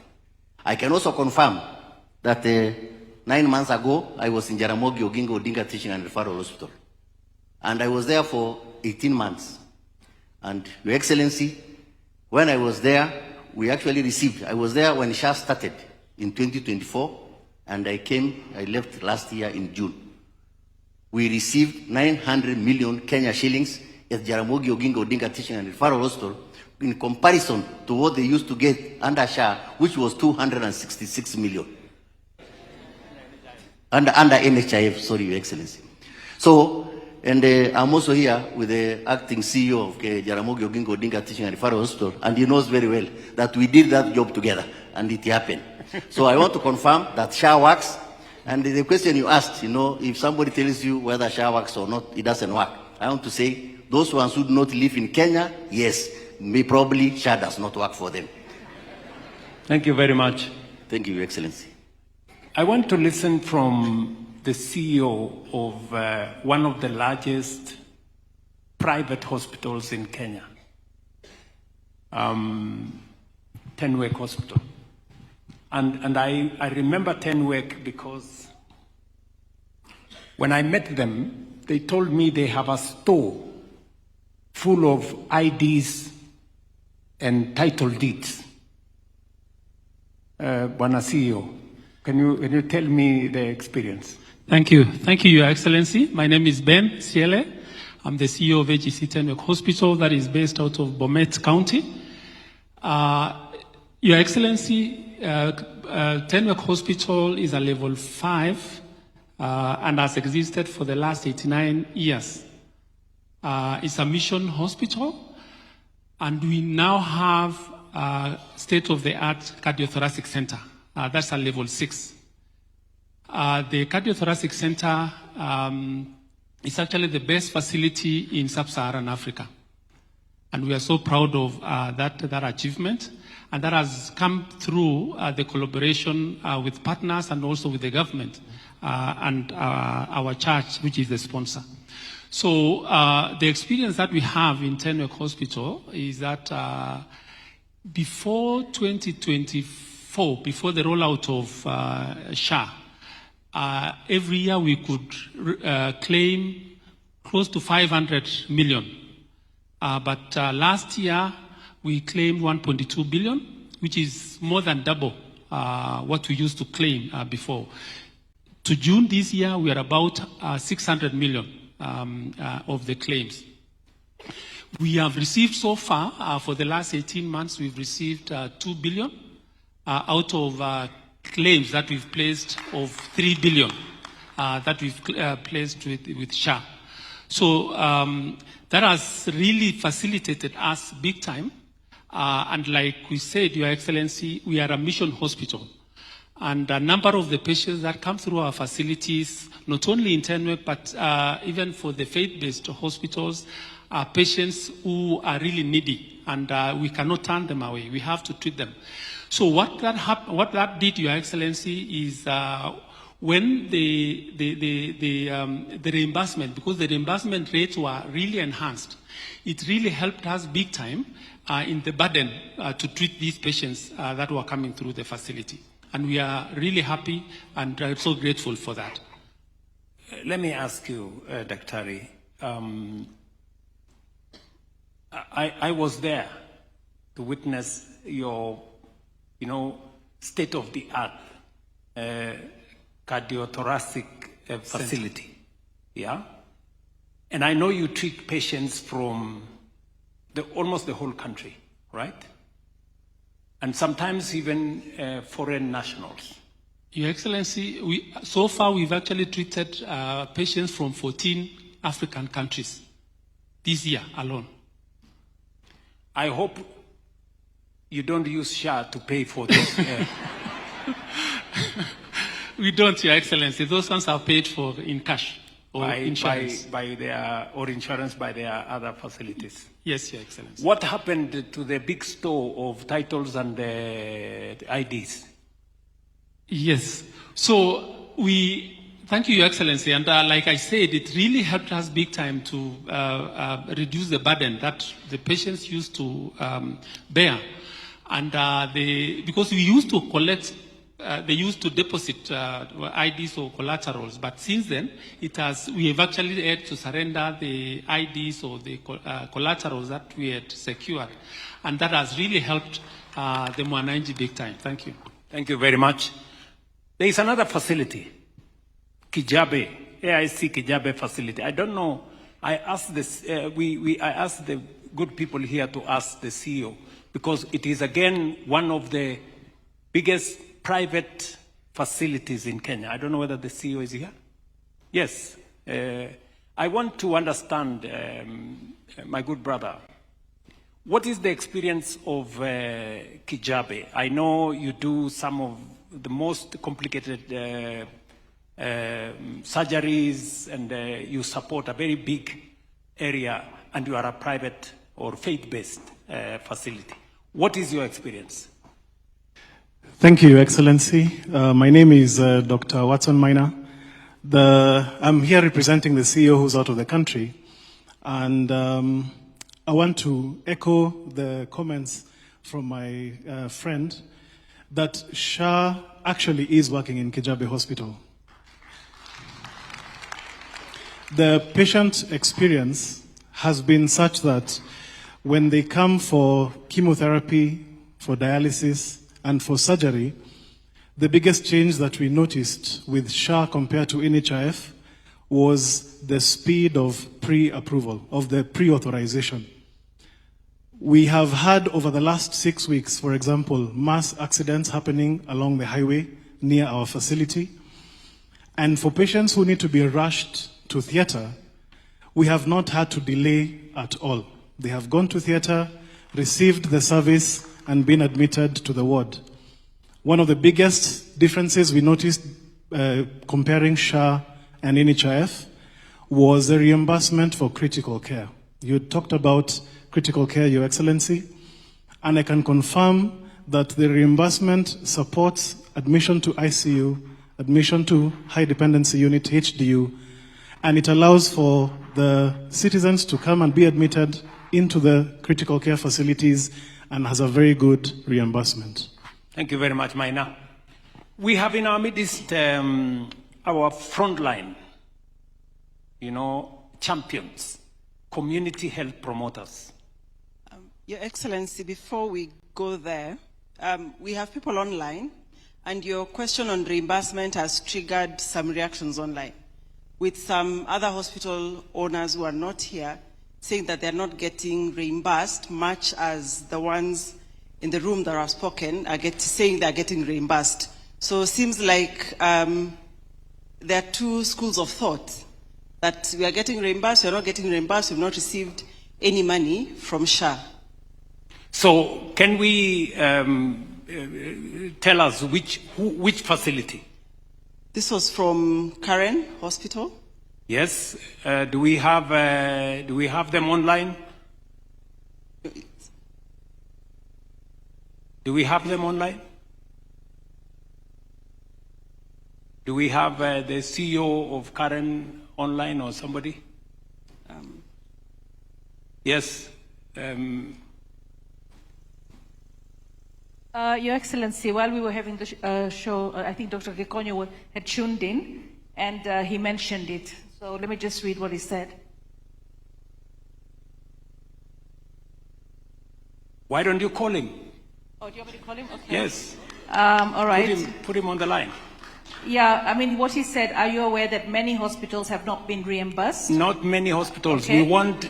And can you tell us how much SHA owes hospital services already, for services already provided? He felt that accountability for how much SHA owes. No, Yeah. let's not talk generalities. Okay, let me just call him. Call him, put him on the line, let him tell us what is the experience in Karen Hospital. And I want my team here, The thing we do not want is people making general statements. Many hospitals have not been reimbursed. Which ones? It's good to be. Please, Mercy, do you have your data on Karen Hospital? Yes. Can we have Gikonyo on the line? Not answering. Maybe he's in theater. Okay, sorry. All right. So, but for clarity, because we want to avoid generalities. Mercy. Yes. Can you give us the details of how much Karen Hospital has claimed, how much has been paid for the last 1.5 years? Thank you, Your Excellency. So I've opened the system, and this is real time, as at 21:26 today. Karen Hospital has submitted total value of claims 302,593,226 from the beginning of SHA. SHA has paid them 66.5%, so we've paid them 201,506,857 million Kenya shillings. We have rejected 9.5 million claims. That's just 3% of their claims. SHA has returned 40,284,778 to Karen to action. They have not yet actioned this claim. For them to provide documentation? Yes, to provide, exactly, extra documentation for ourselves. So what I am holding for Karen unreviewed is 51 million only. So, Dr. Gikonyo, wherever you are, it's going to be truthful. Yeah? And I have had this conversation with people with many generalities, this is not working, that is not working, this is... We want to answer to facts. I was on my way to CHPs, our frontline champions. Do we have CHPs in the house? Yes, we do have them. Okay, I want a CHP to speak to us about their experience. We have one what at the corner there. The stipend has done to them, what the equipment has done to them, what the training that we have provided has done to them, and what do they see going into the future. We have do a we have gentleman any at one the of corner. them, We have give them a at the mic, back. There's a... Okay, thank you, Excellency. My name is Benson from Kariobangi. I'm a community health promoter here in Nairobi City County. Starting on the stipend part, we are actually grateful. For the first time, we felt that we are being honored in this country as the CHPs, because most of the time, nobody used to value us. And it is a great thank you to you. And we can also not forget Governor Sakaja, when he was the senator, for pushing that particular kind of a bill. We are receiving 2,500 from the national government at Nairobi County and 3,500 shillings from the county government. That is summing up to 6,000 Kenyan shillings. We also have a phone, which we are really trying, and we are very grateful because you have promised us an advanced one. But the one we have at least has put things on track. As we speak at the moment, I'm able to trace my household, I'm able to report, I'm able to refer, and I'm able to do a follow-up whenever need is. And it is something that is very, very much grateful to us, because long time ago, we were working with a certain big book and a paper known as the MOH 100, whereby you can write, even you find you have write your girlfriend's name on that paper, and things are not working. So actually things are going on well on our side. From the kits that you people gave us, they are really, really helpful, not just to us, but also to the community. Right now, yule mama pale nyumbani anaweza jua hali yake ya sukari iko namna gani. Pale nyumbani, that old man is able to trace his sugar levels and is able to know if he is diabetic or not. And this one has also enlightened us, because long time ago, you know, we were just walking, mtu anakuuliza na niko na ugonjwa wa sukari. No, you wonder, how am I going to answer this particular kind of a person, because you don't have the facts to tell this person. But right now, confidently, you can answer somebody when they ask a question to you, because we have all those gadgets there in place. And what you can maybe just ask is that you keep on giving us the advanced ones, so that as time goes by, pia sisi tunajiditika. Okay. Yes. I know we have committed, my good brother, can I have your name? Benson. Benson. Yes. Benson, we have committed to do two things. And by the way, just tell me before I say what we have committed. When you find a person, when you go to a homestead, you screen them either for hypertension or for diabetes or the next condition. When you find that they have that condition, what do? You refer them? Yeah, the first thing is to refer them, because that is what our core task is. Our training, your training. Yeah, because as a CHP, we cannot treat, we cannot do. As we monetize something like that is happening, the first thing to do is to refer the patient. Okay. So we have committed two things. We have committed to renew your kits. In another 90 days, I have asked the ministry to give you new kits, because the kits you are using are 3 years old. Yes. Some of the facilities, some of the items there, kidogo, imechapa. Zimechapa. Yeah. And then we have also committed that every community health promoter, because they are helping us with making sure that we have access to health, each and every one of the 107,000, we are going to pay for them SHA, each one of them. Sure. 50% by the county governments and 50% by the national government. The chair of the Council of Governors has confirmed to us that that has been agreed by the Council of Governors. Is that correct, Chair? Yes, Your Excellency, at a flat rate of 660, we'll share and promise that all the CHPs will benefit from SHA coverage. Thank you, Your Excellency. Thank you. And by the way, from Monday, you will be on cover. From Monday next week, every community health promoter in Kenya will be on cover. Them and their families and their dependents, they will be on cover, paid for by the government of Kenya. Yes, Benson, you still have something to say? Continue. Endelea. It is working. Don't. Just one thing, Mr. President. As a CHP, also there is this particular kind of a question that we have been receiving it from the household level. And because I've gotten this opportunity, I'll be humbled if I can ask you that particular question. Proceed. Our community members, our community members are asking this, and we are also asking on their behalf. SHA only allows us to pay in two bits. You can either pay in full or in half. And now, like that mama mboga, ama ule mtu anafua pale nguo pale nyumbani, maybe he or she has been given a monthly bill of 650 shillings, of which somehow it looks tricky.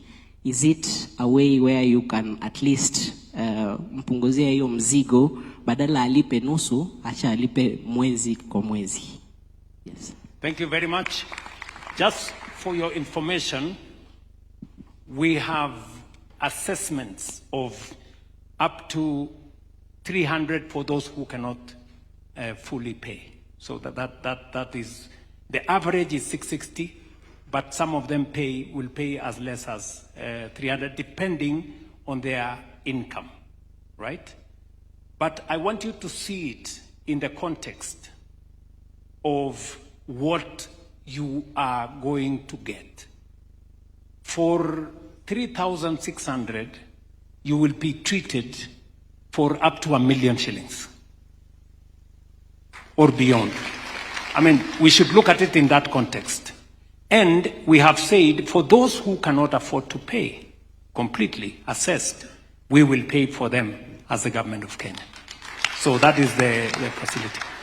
I have Daktari Kikonyo finally on the line. Daktari, habari?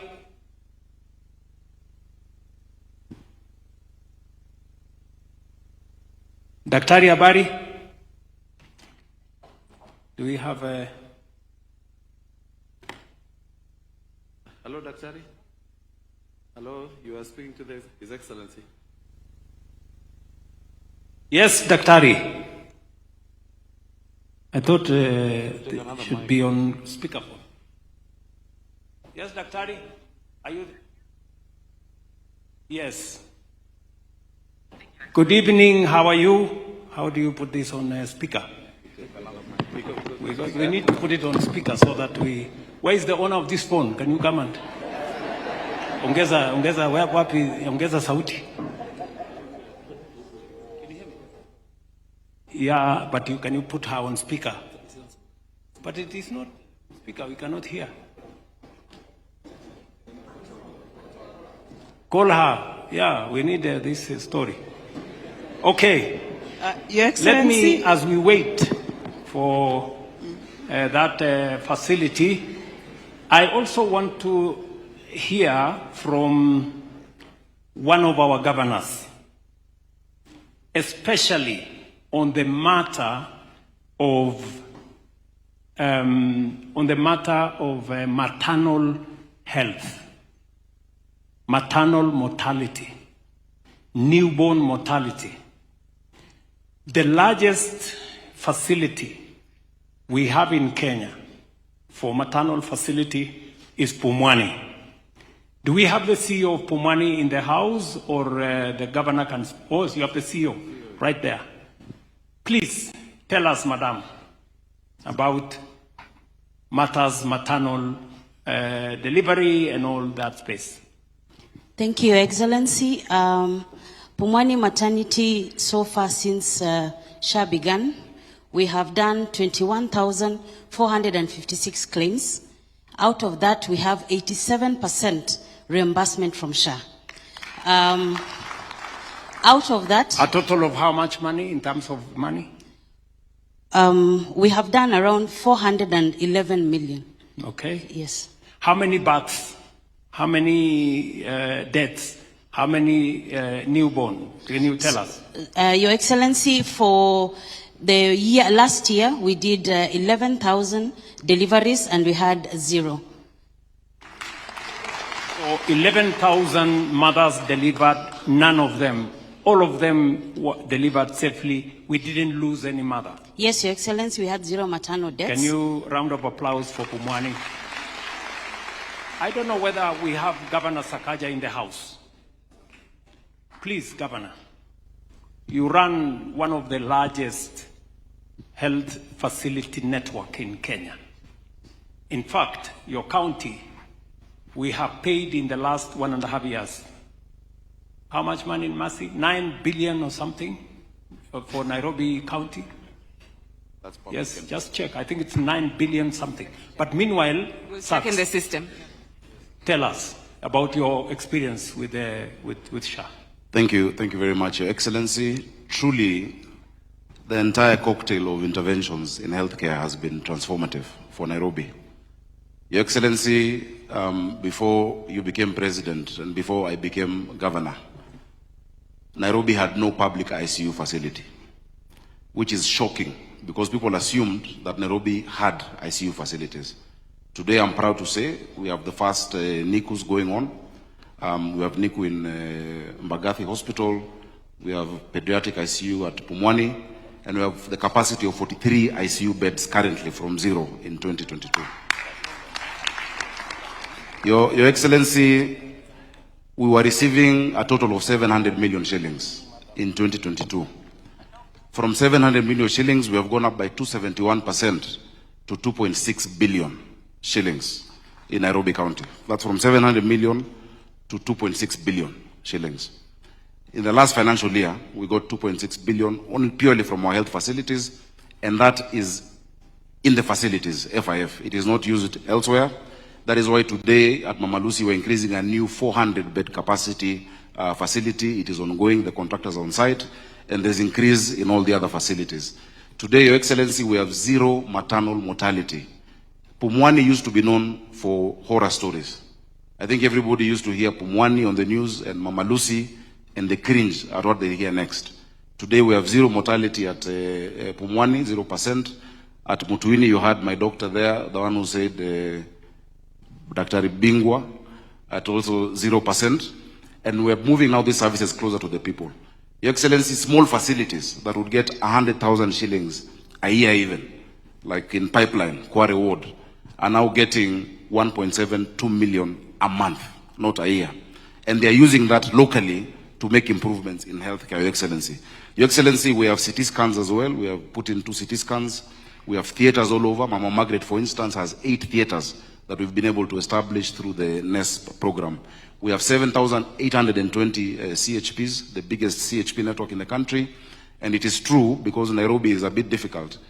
While the share is supposed to be 2,500, in Nairobi we do 3,500 for our CHPs, which is a bit more. So, Excellency, there's been full transformation. If you go to Mathare 2, we are now doing a cesarean section and theaters right down at the ward. If you go to Kayole, Mathare North and Kayole 2, and in all my 125 facilities, there's been that improvement. The story of Hakuna Dawa no longer exists in the county of Nairobi, and we hope to improve even more because our target in this financial year, now Sterling SHA, is around 3.2 billion shillings, and we know where it is going to come from. So SHA in our work, Nairobi County. Thank you, sir. I said that for Nairobi County, between the public facilities, faith-based facilities, and private facilities, we have paid in Nairobi County 9.8 billion shillings. 2.6 to Sakaja and to Nairobi Hospital, Mata Hospital, and all the others. We have paid. Mercy, can you correct me if I'm wrong? 9 point what? 9 point what?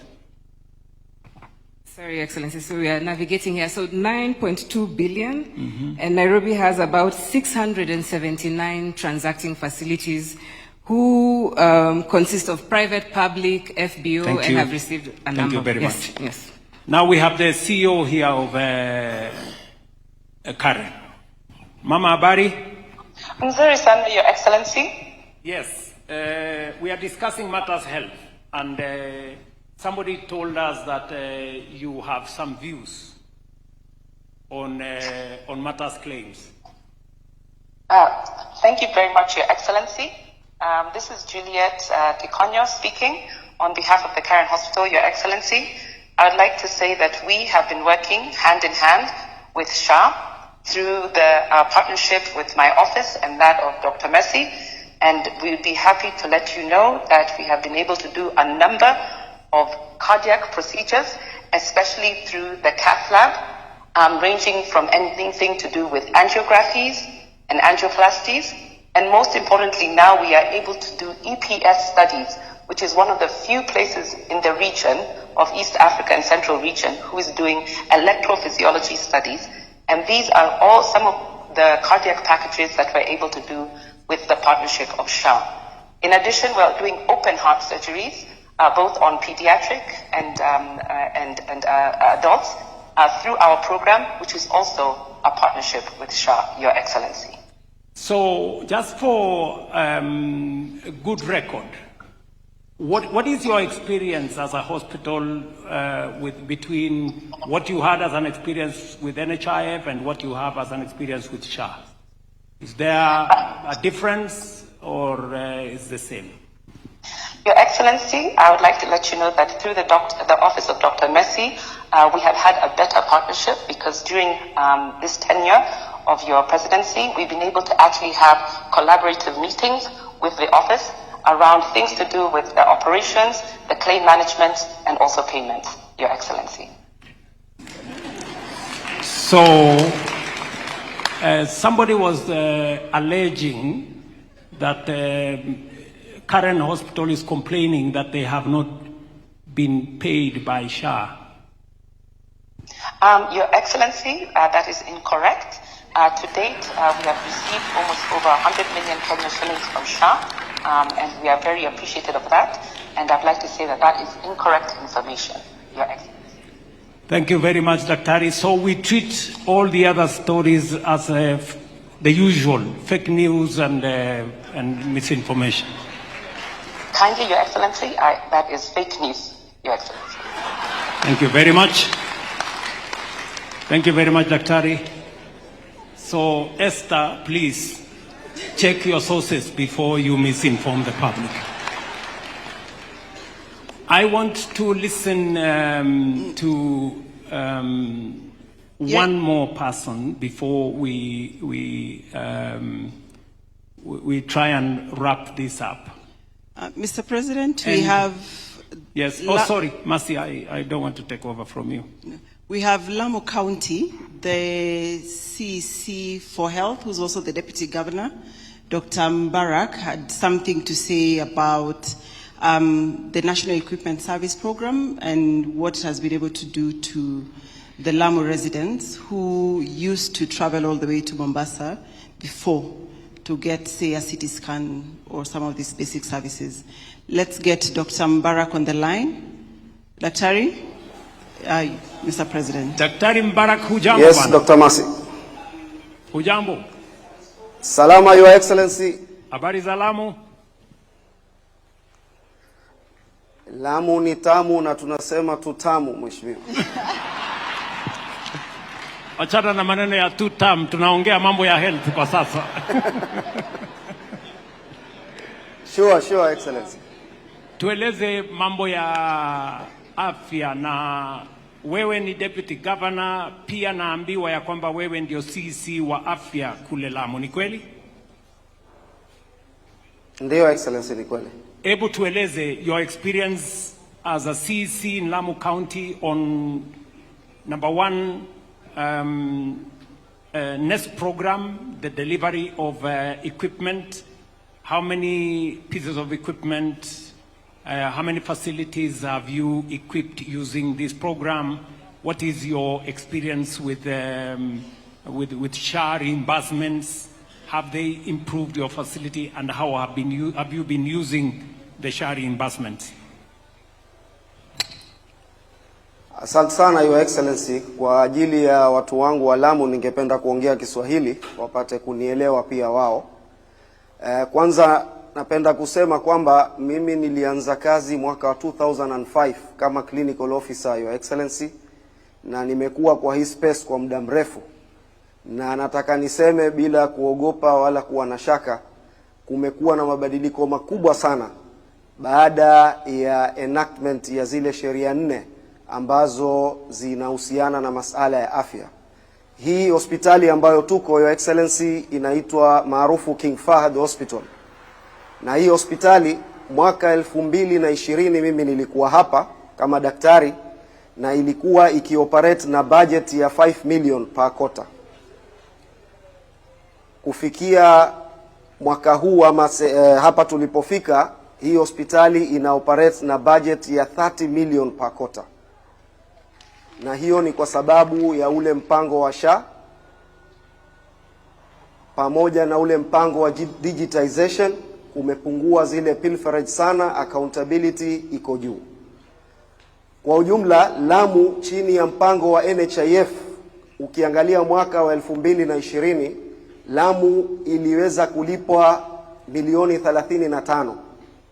Kufikia mwezi wa June mwaka huu wa 2026, ndani ya mwaka huu ulioisha wa kiserikali, Lamu iliweza kupokea 146.3 million shillings from SHA. Kwa hiyo tumeona tofauti kubwa sana kutoka pale mbeleni na sasa, na kupitia ile sheria ya FIF ama Facility Improvement Financing, hospitali zetu zimeimarika pakubwa sana, kwa sababu wako na pesa za kutumia hapa kwenye facility. Na napenda kutoa mfano mmoja, Your Excellency. Sisi hapa Lamu tunaleta daktari kutoka Kenyatta Hospital, tunamlipia tikiti ya ndege na makao ya hapa, wanakuja kutufanyia some of the procedures ambazo pengine tulikuwa hatuna uwezo kufanya hapa. Mpangilio kama huo ulikuwa hauwezekani pale mbele kabla ya FIF. Vile vile nataka niseme kitu kimoja, Excellency, masala ya National Equipment Service Program, kwa sababu hili ni jambo lilikuwa limenikera sana, limenistress sana katika mwaka 2023 na mwaka 2024. Sisi tulikuwa na CT scan lakini ilikuwa imekuwa mkebe. Sasa tulikuwa tunatuma takriban wagonjwa 30 kila mwezi kuenda Mombasa kufanya CT scan na kurudi Lamu. Sisi hapa kwetu huduma za ambulance ni bure, Your Excellency, lakini kama department tulikuwa tuna incur ile expense ya mafuta. Hapa Lamu sisi tunanunua mafuta takriban kwa shilingi 215 kwa lita.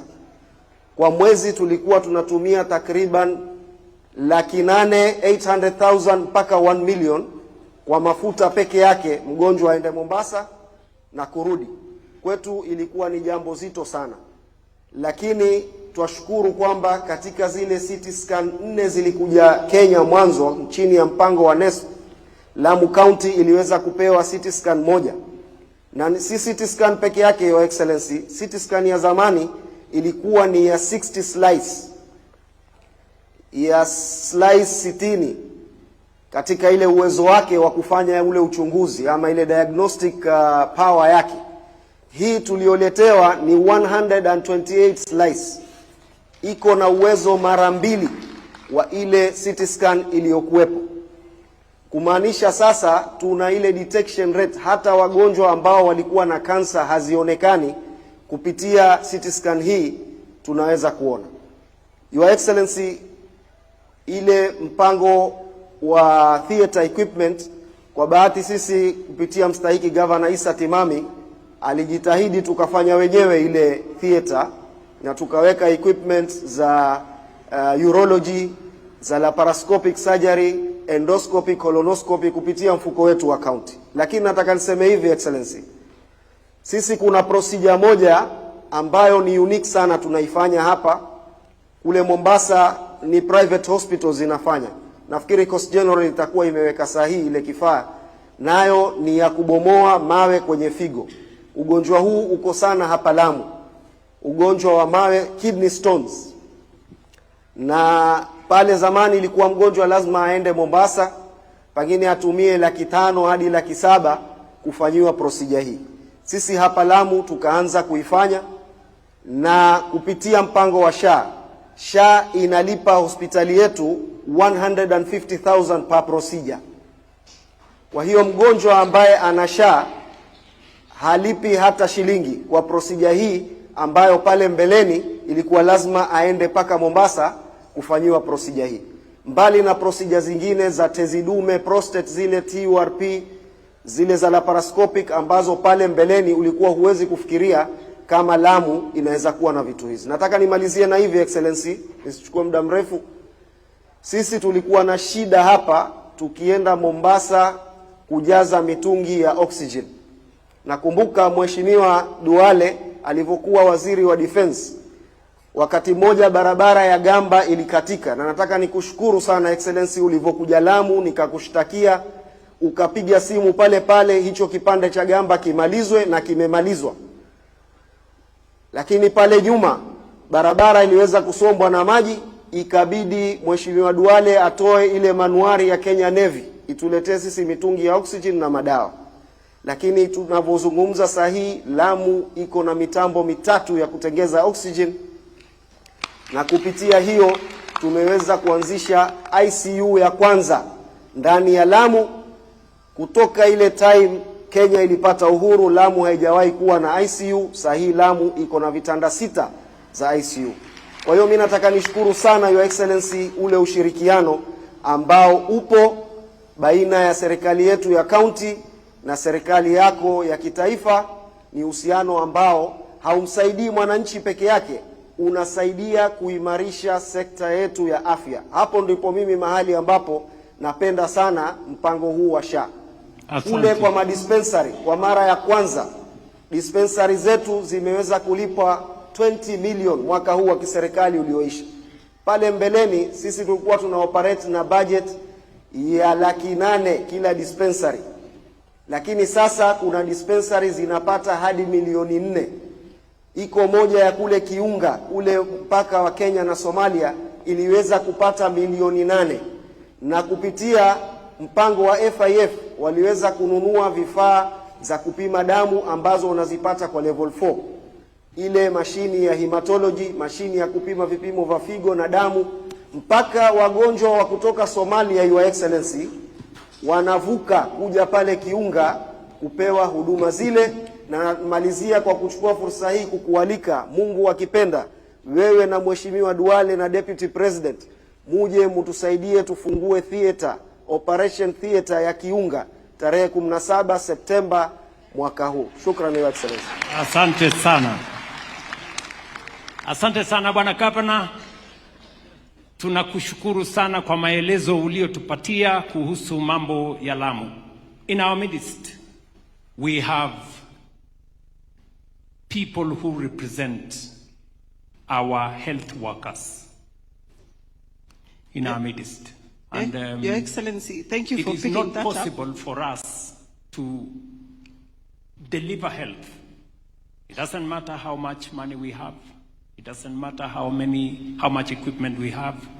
The people ultimately are the ones who deliver this service. And I think it is only right that we have a take from them where we are, where we were, and what they want us to do going forward. I don't know, Mercy, whether... Yes, thank you. They sat strategically next to me and carried the plan. So since I don't want them to strike outside my office, let's give them the space to ask their question. Thank you so much, Your Excellency. Name, my brother, and... my name is Dr. Davji Bimji Atela, the National Secretary General for Doctors Union. And Mercy here is my member, and many others in the room today. Your Excellency, the book of the Bible, John chapter 1, verse 1 says that in the beginning there was Word, and the Word was with God, and the Word was God, and through the Word everything was made. So it is out of dialogue and conversations that reality and great things are done. So I want to thank you for this inaugural Health Summit that has brought us together, and that has been organized by the Ministry of Health with Mr. Fixer, the CS Health, and my predecessor, Dr. Omo Luga, and the PS Modani. I also appreciate the governors for sitting here all night to have this conversation, because health is partly national and partly in the counties. I'm speaking here, Your Excellency, to first of all appreciate you that before we had CS Health on Aden Duale, who is a politician, coming to that particular office, we had a lot of demonstrations and a lot of strikes that were mostly being led by my predecessor, Dr. Omo Luga.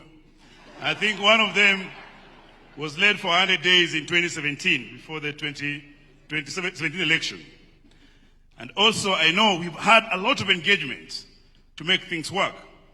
To start, for every year, for intern doctors, intern nurses, intern clinical officers, and all the health worker interns to be posted, we had a record and a plan that in February and September we had to demonstrate. And we were very good at demonstrating, and we will demonstrate on the street to demand for the interns to be posted. After interns were posted, we had again to start demonstrating every 5 to 6 months for them to be paid. And it's a reality that is known by all the intern doctors from 2010, that we had some money called boom, that you go for internship knowing very well that you'll be paid after 6 months or when budget is passed. And the reality is what happened in the previous years. We used to have cases of interns who were working in the facilities and actually have to die by suicide because they could not survive the situations. But as I stand here today, based on Mr. Fixer Adendwale and my brother Oluga and the PS Mudoni in your government, I'm saying in your government because you're the one who appointed them. For the last 3 years, 2024, 2025, and 2026, we have had interns being posted without demonstrations. We have had interns being paid their salaries in the first month of posting. Even those who were posted in the mid-July are getting their salaries this month. This is an improvement because we had accepted abnormality in the sector. So I want to thank you for that. Again, when I came to the office, where I've been in the union for 15 years, but I was elected SG 6 years ago, Dr. Luga left a very big document called Collective Bargaining Agreement. This CBA was signed after a lot of strike, but once it was signed, deposited in the office, and then you took away our good friend, Dr. Turanira, we were looking at how will this CBA be implemented. We tried to engage from 2017 to 2021, but there was no outcome. I think that's why Oluga probably left to go to the ministry to help the minister to implement it. We went on strike in 2024, and I remember we came to State House on 11th of May 2024.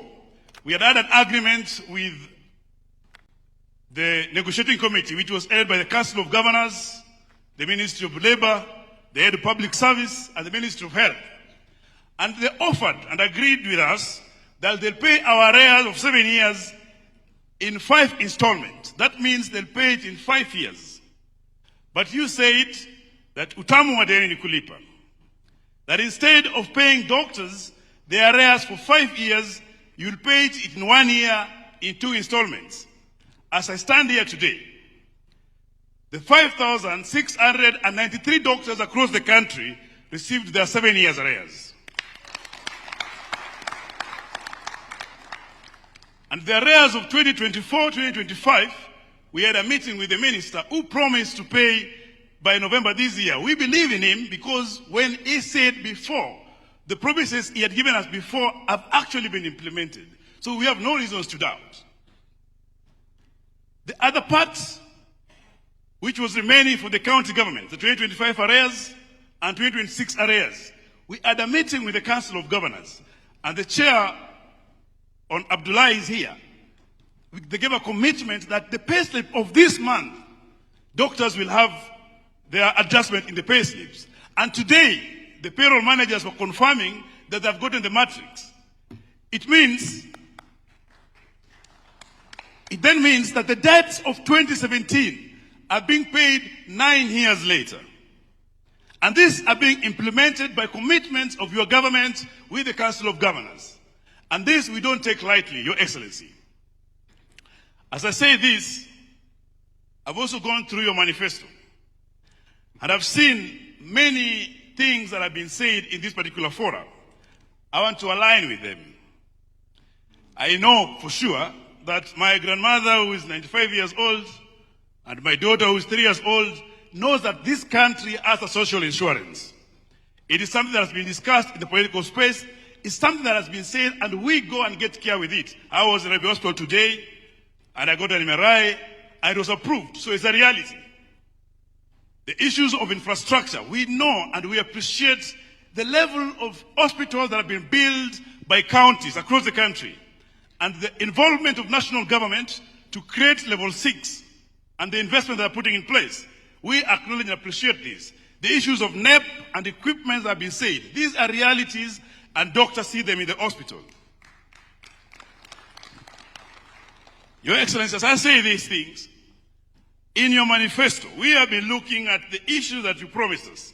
And one that also is part of our return to work formula of 2024, which is now a court order. And I'll read it, page 23.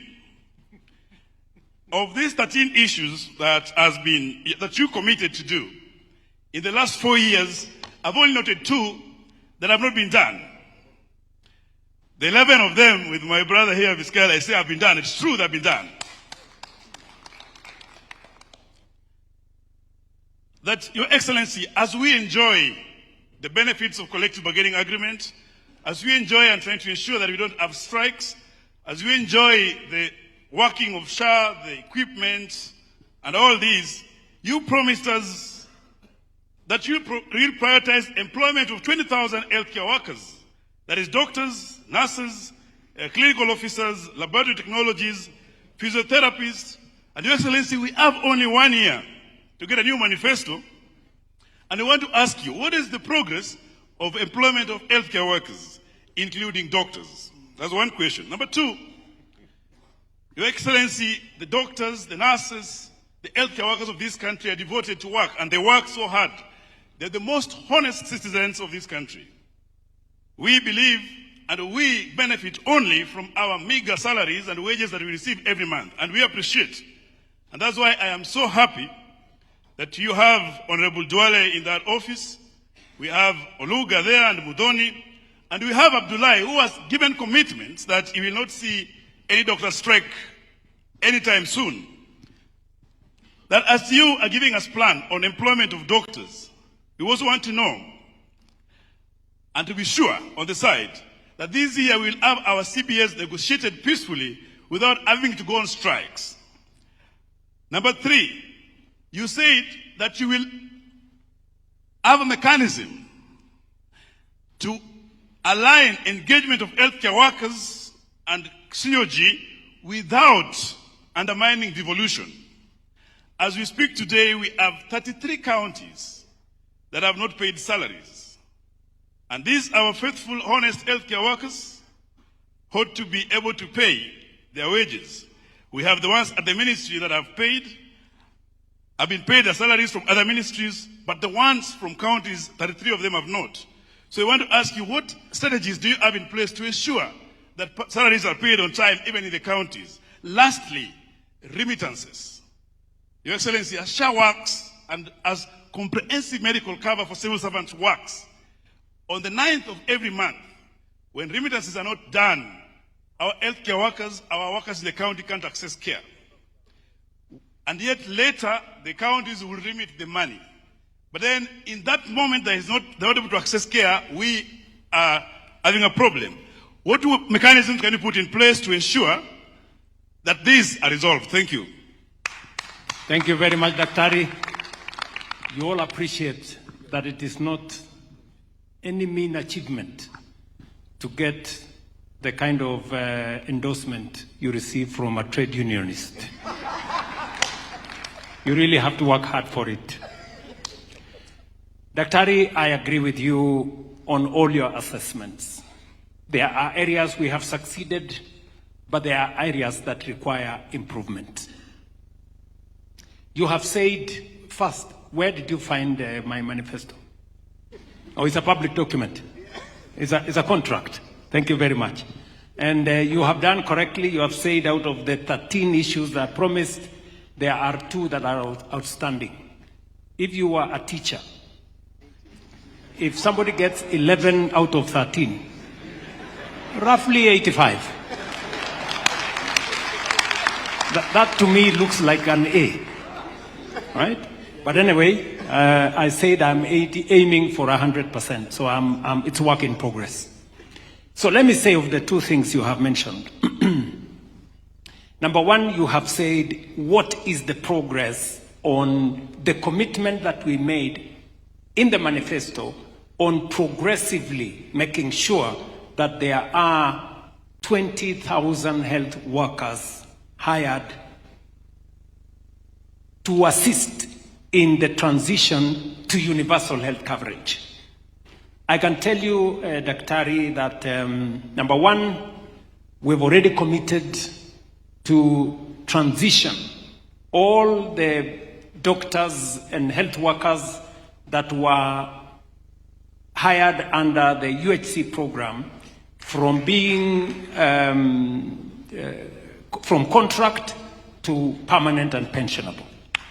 From this month, all those people are now transitioned, and the 7,800 of them, I am having a conversation with our counties. In the event that the counties have a problem absorbing them, I can confirm to you that we will absorb them as national government and place them in whatever facilities we consider fit. But I am sure that we are going to have an agreement with our friends in the counties. Number one. Number two, we have already committed this year to hire 5,000 health workers. This year. We have already hired another 4,000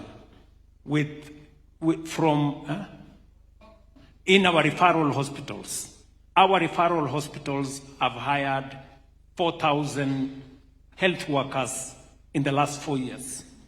So if you add 4,000 hired by our referral hospitals, 5,000 we are hiring this year, that is 9,000, 7,800 we are going to make permanent and pensionable. Roughly that is 16,000 out of 20,000. But that's not the full story. Our counties, and I must commend our counties, in the last 4 years, counties have hired 28,174 health workers. So if you look at my manifesto and you count all the numbers, we have actually exceeded the 20,000 that we put in the manifesto. That is, even if you want to look at it as health workers hired by national government alone, we are already at 16,000. So we're not too far away from hitting our target. But if we look at government in its totality, we have already actually doubled the 20,000. We are at 40,000 and something. So we're in good space, Daktari. Number two, you have mentioned about collective bargaining agreement. And you want us to do this time round without a strike. So, and I want to undertake that we will establish the necessary committees for us to engage. And please, let's do it without a strike. We are ready to engage, and I'm sure we will agree. All of us are reasonable people. We will make sure that we put the interest of the people we serve, the Kenyan people, ahead of our own interests, either political or in your good offices of the trade union. So I'm sure we will agree on that. And then the last issue that you mentioned was SHA reimbursements. She said premium payments. Two things. You said there are some health workers, doctors, that have not been paid by counties, their last month's salary. And I did undertake that we will have a better working engagement with the counties to make sure that they deliver on their commitments and on their mandate. I have two things to tell you. The governors sitting in this auditorium will tell you that for the year 2025-2026, we did not cross over with any monies due to counties. We paid all the money. Number one. Number two, the money for July, the shareable revenue for July due to counties has already been paid. So we have no money outstanding on our part due to counties.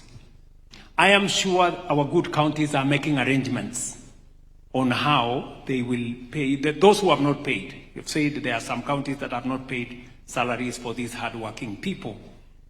I am sure they are making arrangements, and if the chair of the council has something to say, he will have the opportunity to say it.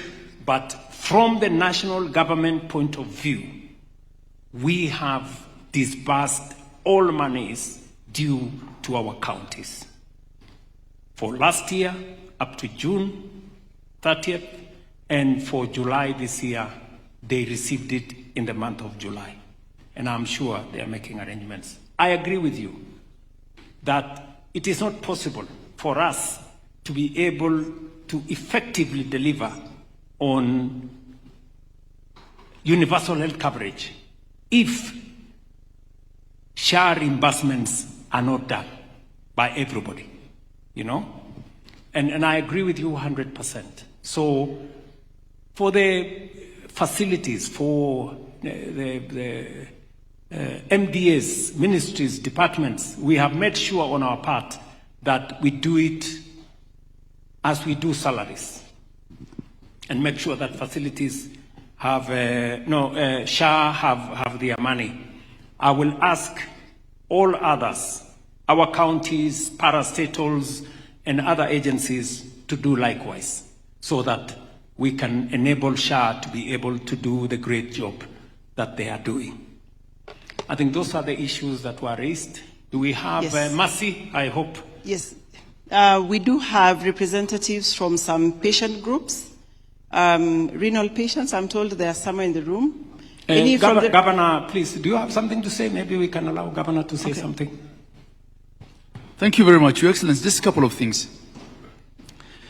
Number one, and on behalf of all the governors who are seated here, as a council, we believed in this SHA system from the very onset when everyone else was actually saying it is not workable.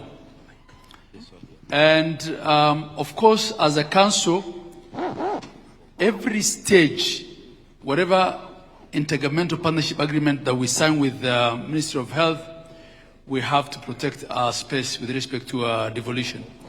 And I want to confirm that all the agreements that we have had under all the IPAs were indeed processed through a full council, and governors agreed to it. Number two, of course, like every other new system, there were teething problems, and at times, as a council, will raise certain issues.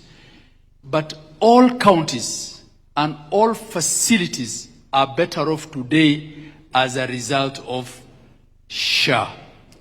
And the experience is the same across every single county. And this explains why on-source revenue has in many cases more than tripled in counties or even quadrupled. With respect to the issues that have been raised by Dr. Atela, Dr. Atela, you will agree with me, and you've said here, that as a council now, we are at peace with you, right? Even the little bit on the areas on the part of the new rates of the CBA, we were waiting for a code. The code has now come, we'll pay you, and you have confirmed that this month's pay slips reflect what we agreed. As for the salary for the 33 counties, I confirm what HE has said, that indeed National Treasury disbursed our equitable share for the month of July 2026. And we didn't carry anything forward from the previous month. But this is a challenge that counties face during fiscal transition from one year to the other. Because when budgets are approved by the assemblies, those budgets have to go to the controller of budget for approval, and then they have to be fed into the IFMIS system. And as you said, 14 counties have paid. 14 counties have paid salaries. The poor Ngwajia, have earned their salary. But I do understand there are counties that are still having approval issues with the controller, and before IFMIS can upload those budgets into the system, controller has to approve.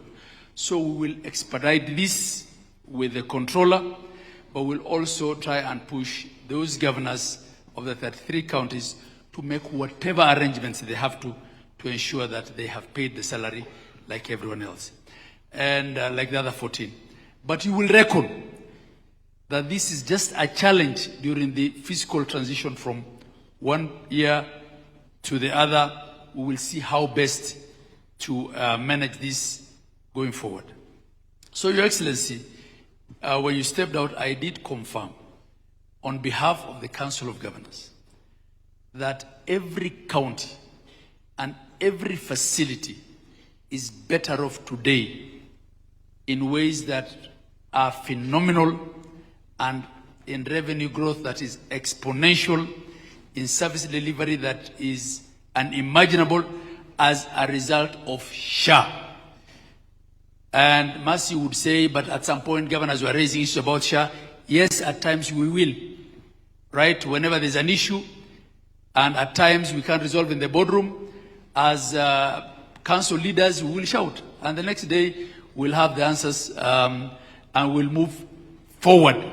But I want to tell you, and I've been sitting here next to governors, each of us has a story to tell of how revenues have moved 3 times, 4 times, in some cases 5 times. You've had the DG from Lamu. So, and the opposition leaders that are saying SHA doesn't work are those whose counties have registered the most. In fact, because of the health-seeking habits and the insurance uptake habits in various counties, those of us who've been saying it's working are the ones who are struggling to raise the registration.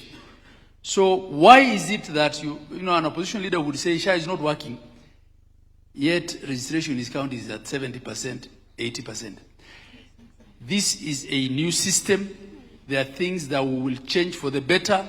I have heard the answer that the CEO of SHA and His Excellency gave to the lady who was asking about those special products for people with those particular special needs. These are things that will improve along the way. But, Your Excellency, we want to confirm that SHA does indeed work, and we will do everything to ensure that it works better. And Dr. Atela, your matter of salaries, there are times when 4 months down the road we used to have issues. Now disbursement is there. We will get over these processing issues and ensure that those counties also do pay. We are looking also into the matter of the nurses. We have had meetings with them. We had made offers, and these are things that were entered into 9 years ago, which weren't implemented by the previous regimes, by the previous chairs of council. We are engaging.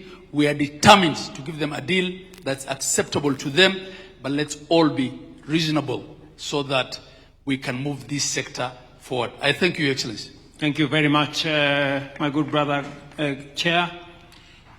Before I conclude, we have 2 people here who I want them to speak to us.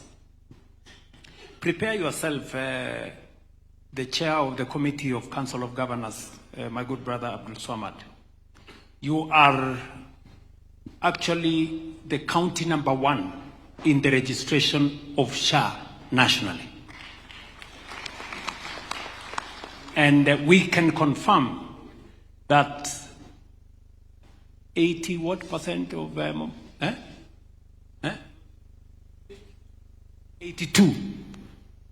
82% of the citizens of Mombasa are today registered in SHA.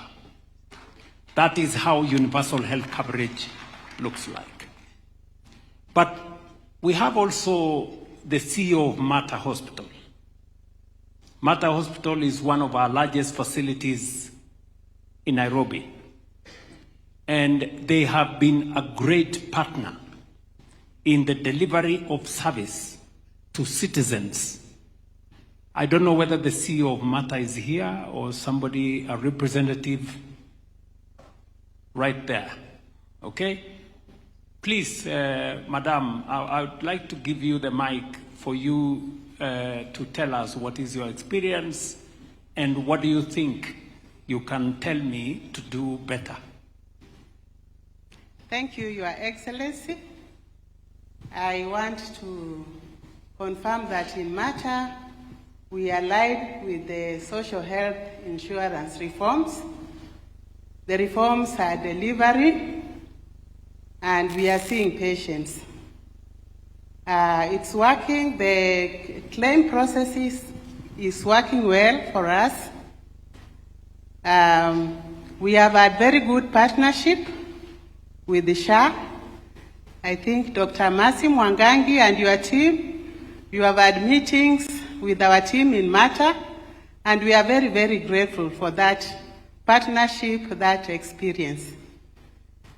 I just want to declare to this group that I am a few weeks old as the CEO of Mater. I am new. Nonetheless, I want to confirm that we are receiving payments.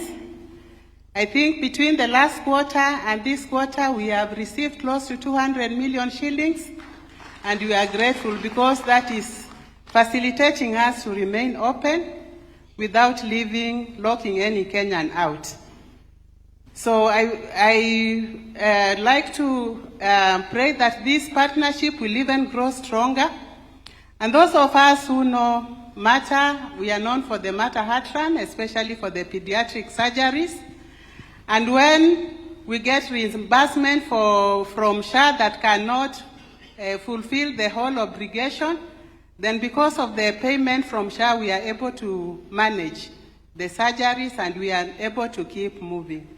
So our experience in Mater in regard to SHA has been cordial, has been good, and this is where we are as Mater. And we keep hoping that things will get better. I can only ask that the reimbursement keep coming consistently without skipping any month, Dr. Mercy, so that we are able to reach out without feeling any strain. And also hoping that in future reforms, because faith-based organizations in general are a great partner, that the faith-based organizations are also going to be considered in infrastructure, IT infrastructure, physical infrastructure, as a great partner to the government in the delivery of healthcare services in the country. Thank you. Thank you very much, Madam. I have heard you. I think what you're saying is that maybe we can expand the next program to include faith-based facilities, that we can also make CT scans and all the other theater facilities available to faith-based facilities. Honorable Duale and your team at the Ministry of Health find some mechanism so that as we go into the future, whether it will become possible for us to bring on board faith-based facilities for us to be able to supply equipment to them as well. Because in any case, as she has said correctly, we are great partners. As you prepare... Let me, yes, Mercy. Sorry, as you prepare to conclude, the question on diapers seemed to be causing a lot of uproar, not really uproar, but more questions online, That's that your correct. answer was not really clear. The answer is the following. Okay. We have progressively done everything that we had committed to do.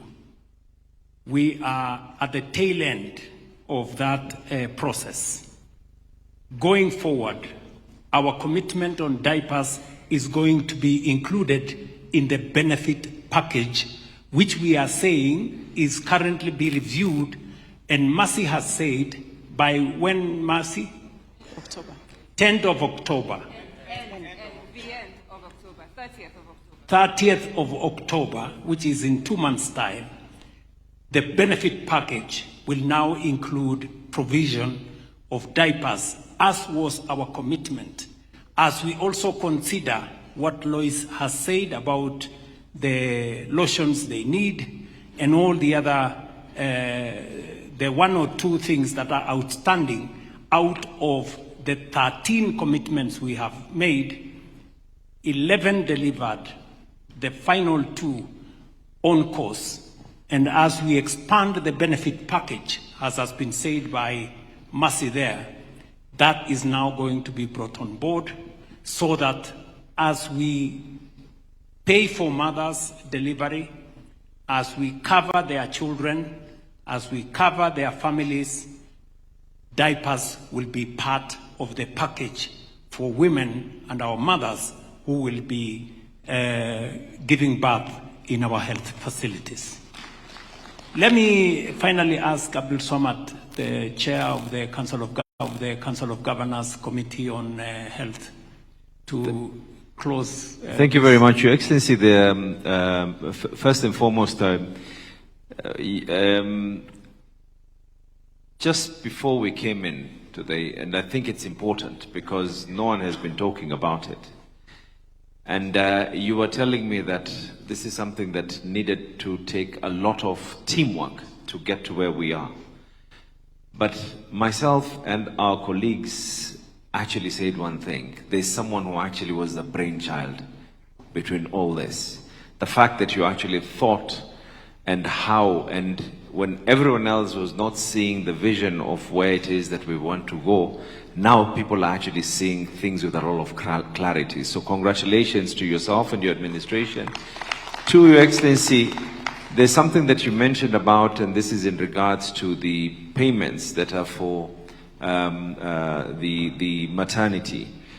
What you mentioned was only normal delivery. However, cesarean, previously, facilities were being paid 10,000. The highest facility was Kenyatta, which was being paid 17. Today, across the board, whether you're faith-based, government, or public entity, you're paid 30,000 shillings for a cesarean operation, Your Excellency. Your Excellency, there's something else that people have not realized, and it's an illegality. It is happening in our facilities, but it is an illegality. And not only is it an illegality, but also you don't get paid. And this is why DHA comes in, the digital health system that is in place. You cannot be able to share beds in a hospital facility.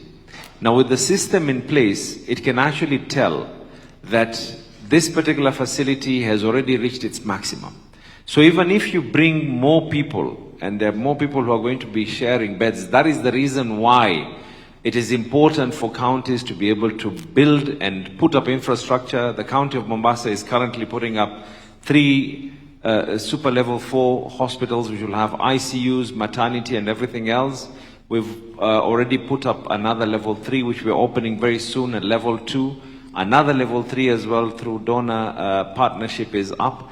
And all this is possible because of the fact that we know it is not going to be an investment down the drain, but it is an investment that is coming up together. Your Excellency, there's something else that has also not been made very, very clear. And I think it is important. This applies to every health facility, public, private, or even faith-based. And this is the issue of emergency. It has not been shouted loud enough. The fact remains that if someone walks into a health facility, and when you get into that health facility and it is an emergency, you do not start getting asked whether you're a SHA member or not a SHA member. You first get treatment. And I think this is basically the onus of what the Constitution provides for us. After you've gotten treatment, within the first span of 24 hours, SHA is actually meant to reimburse up to 80,000 shillings for that. Because within 24 hours, then it no longer becomes an emergency. Then you can now be able to get treated under SHIF with that. And I thought I'd like to clear that as the chair of the health committee and as the governor of Mombasa on those matters. And Your Excellency, there is a lady when I was seated here, I think she saw me on TV and she continuously called. And eventually I was looking at the message and she passes her regards to you. Her name is Grace Olo from Chuda in Mombasa. And she actually just sent a message to tell me, please inform the president that SHA is working because she is actually a beneficiary of the same. So, ahadi ni deni, Your Excellency, nimepeana salamu. Thank you. In the morning, Your Excellency, there was also another lady, the lady who was actually a patient of oncology. Her sister is actually a beneficiary of the same SHA package, and her sister, she is currently being treated at Kijabe. Her sister is being treated at Coast General Hospital. And the fact remains, it is the truth. What it is that we are seeing right now, we cannot just be talking about cancer being a national disaster and an epidemic and a pandemic. You have increased, SHA has increased the package to 800,000. And today we are already in discussions with your administration on putting the new tariffs. So mine is to congratulate. We are going to be riding, and a point of correction, Your Excellency, by the time you were given the figures, we were at 82%, but as of right now, as we speak right now, and that is about 13 minutes ago, we've already clocked 84%. So I can comfortably say that we have attained universal health in the county of Mombasa. Thank you very much. Thank you very much, Abdul Samad. A round of applause for him. I think Governor Abdul Samad has been exceptional. Let me put it that way.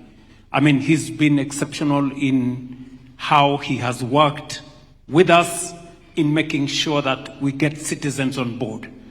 And while appreciating what the chair of the Committee of Council of Governors on Health has said, yes, it is true. It is my team and I that designed this program. And we were very intentional. And we were very deliberate on where we wanted to take this health constitutional mandate and make it a reality, a lived reality by all Kenyans. But let me say this, it wouldn't have been possible without the participation, the support of county governments. I must say that. Because from the payment of CHPs, we worked together with the county governments. From the development of the laws, we sat down for long hours to agree on the legal framework, and the input of county governments was always there, under Governor Anne Waiguru initially, and under my good brother Ahmed here, Abdullahi, as the chair. And even the previous committee chair before Abdul Samad was also very supportive. We did the legal framework again together. And there was never a conversation as to who health, what part of government, whether it was a default function or not. We always looked at the people and the beneficiaries and the people of Kenya collectively. And I must say, I really appreciate the support and the leadership of the county governments in the delivery of this service. But the heroes of this delivery are the people of Kenya themselves. Without the contribution of the people of Kenya, the 2.75%, it would not have been possible to provide this service. And there is nothing as critical as a sovereign state. If we were delivering this service on either borrowed money or on money given as grants by different benefactors, we wouldn't be here. This is a service. This is a program that has been delivered by the people of Kenya with their own resources, with their own professionals, with our leadership. All we provided was leadership. The rest came from the people of Kenya. And I am very, very proud that today we speak in this auditorium of what we have achieved. The numbers speak for themselves. And I can confidently, without fear of any contradiction, say that today health is not a privilege for those who have jobs or who have income or who have means or who can afford, but health is what the Constitution envisaged. In Section 43, it is a right for every Kenyan. And I am very, very proud that we are there today. So again, back to you, Mercy. We started with the commitments I made.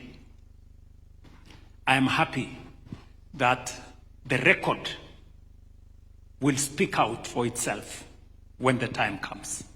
On the commitments I made, and also it has contextualized. You know, there are some of the people who think that I was elected on the basis of noise. It was not on the basis of noise. It was on the basis of a commitment I made to the people of Kenya. And the commitments are there. You saw it for yourselves on what I was going to do on universal health coverage, on what I was going to do on CHPs. So anybody seeking elective office, please avoid the noise, avoid the slogans, have a plan. Because the people of Kenya are intelligent. They will judge each and every leader on the basis of their plan, on the basis of their commitment, not on the basis of slogans and noise. If you continue on the basis of slogans and noise, you will be in for a very rude shock. Thank you very much. Thank you. Thank you. Thank you, Mr. President. Thank you for taking time to listen, to answer questions, and also just fielding some to your officers who are crunching the numbers and the data every day. We appreciate that. I know there are very many other questions in the room. Very many people have sent in, even online, that they would want to ask all of these questions. The summit continues tomorrow. We'll have room to reflect on what we have discussed today and continue discussing them tomorrow. This was just one of the events for the summit, but we still have more conversations ongoing tomorrow. So we welcome all of you back tomorrow so that these conversations can continue. Thank you very much, Your Excellency. And for your information, there will be another occasion for us to engage tomorrow. The Deputy President will be here. My good friends, governors, will be there for us to engage further. We will also have later in the day tomorrow a listening session where we will receive feedback from the people of Kenya so that we can also design a new health vision beyond 2030. We want to see what that looks like, and we want the input of the people of Kenya for us to think about that. This is the Health Summit. We are going to have an Agriculture Summit because there are commitments we made in agriculture. And we want to have a conversation with the people of Kenya. What commitments we made, where we are. We're going to have another summit on matters to do with education. Where we were, what we have done, what is our scorecard. We're going to have another summit on space around MSMEs and housing. Where we were, where we are, what we have committed, and what we did. Because every leader, if we are to be able to move our country forward, every leader must be held to account. And every commitment that we make to the people of Kenya must be accounted for. And that is how we are going to move Kenya into the future. And that is how leaders must be judged, by their track record, by the commitments they make, and by the delivery they make. That is how we are going to take this country forward. Thank you very much for listening to me. Back to you, Mercy. Thank you very much, Mr. President. Thank you. Let's appreciate the President. Let's really appreciate the President for taking time to answer and talk to us. Allow me to welcome Mike Gitonga, who will give us directions on how we will exit the auditorium.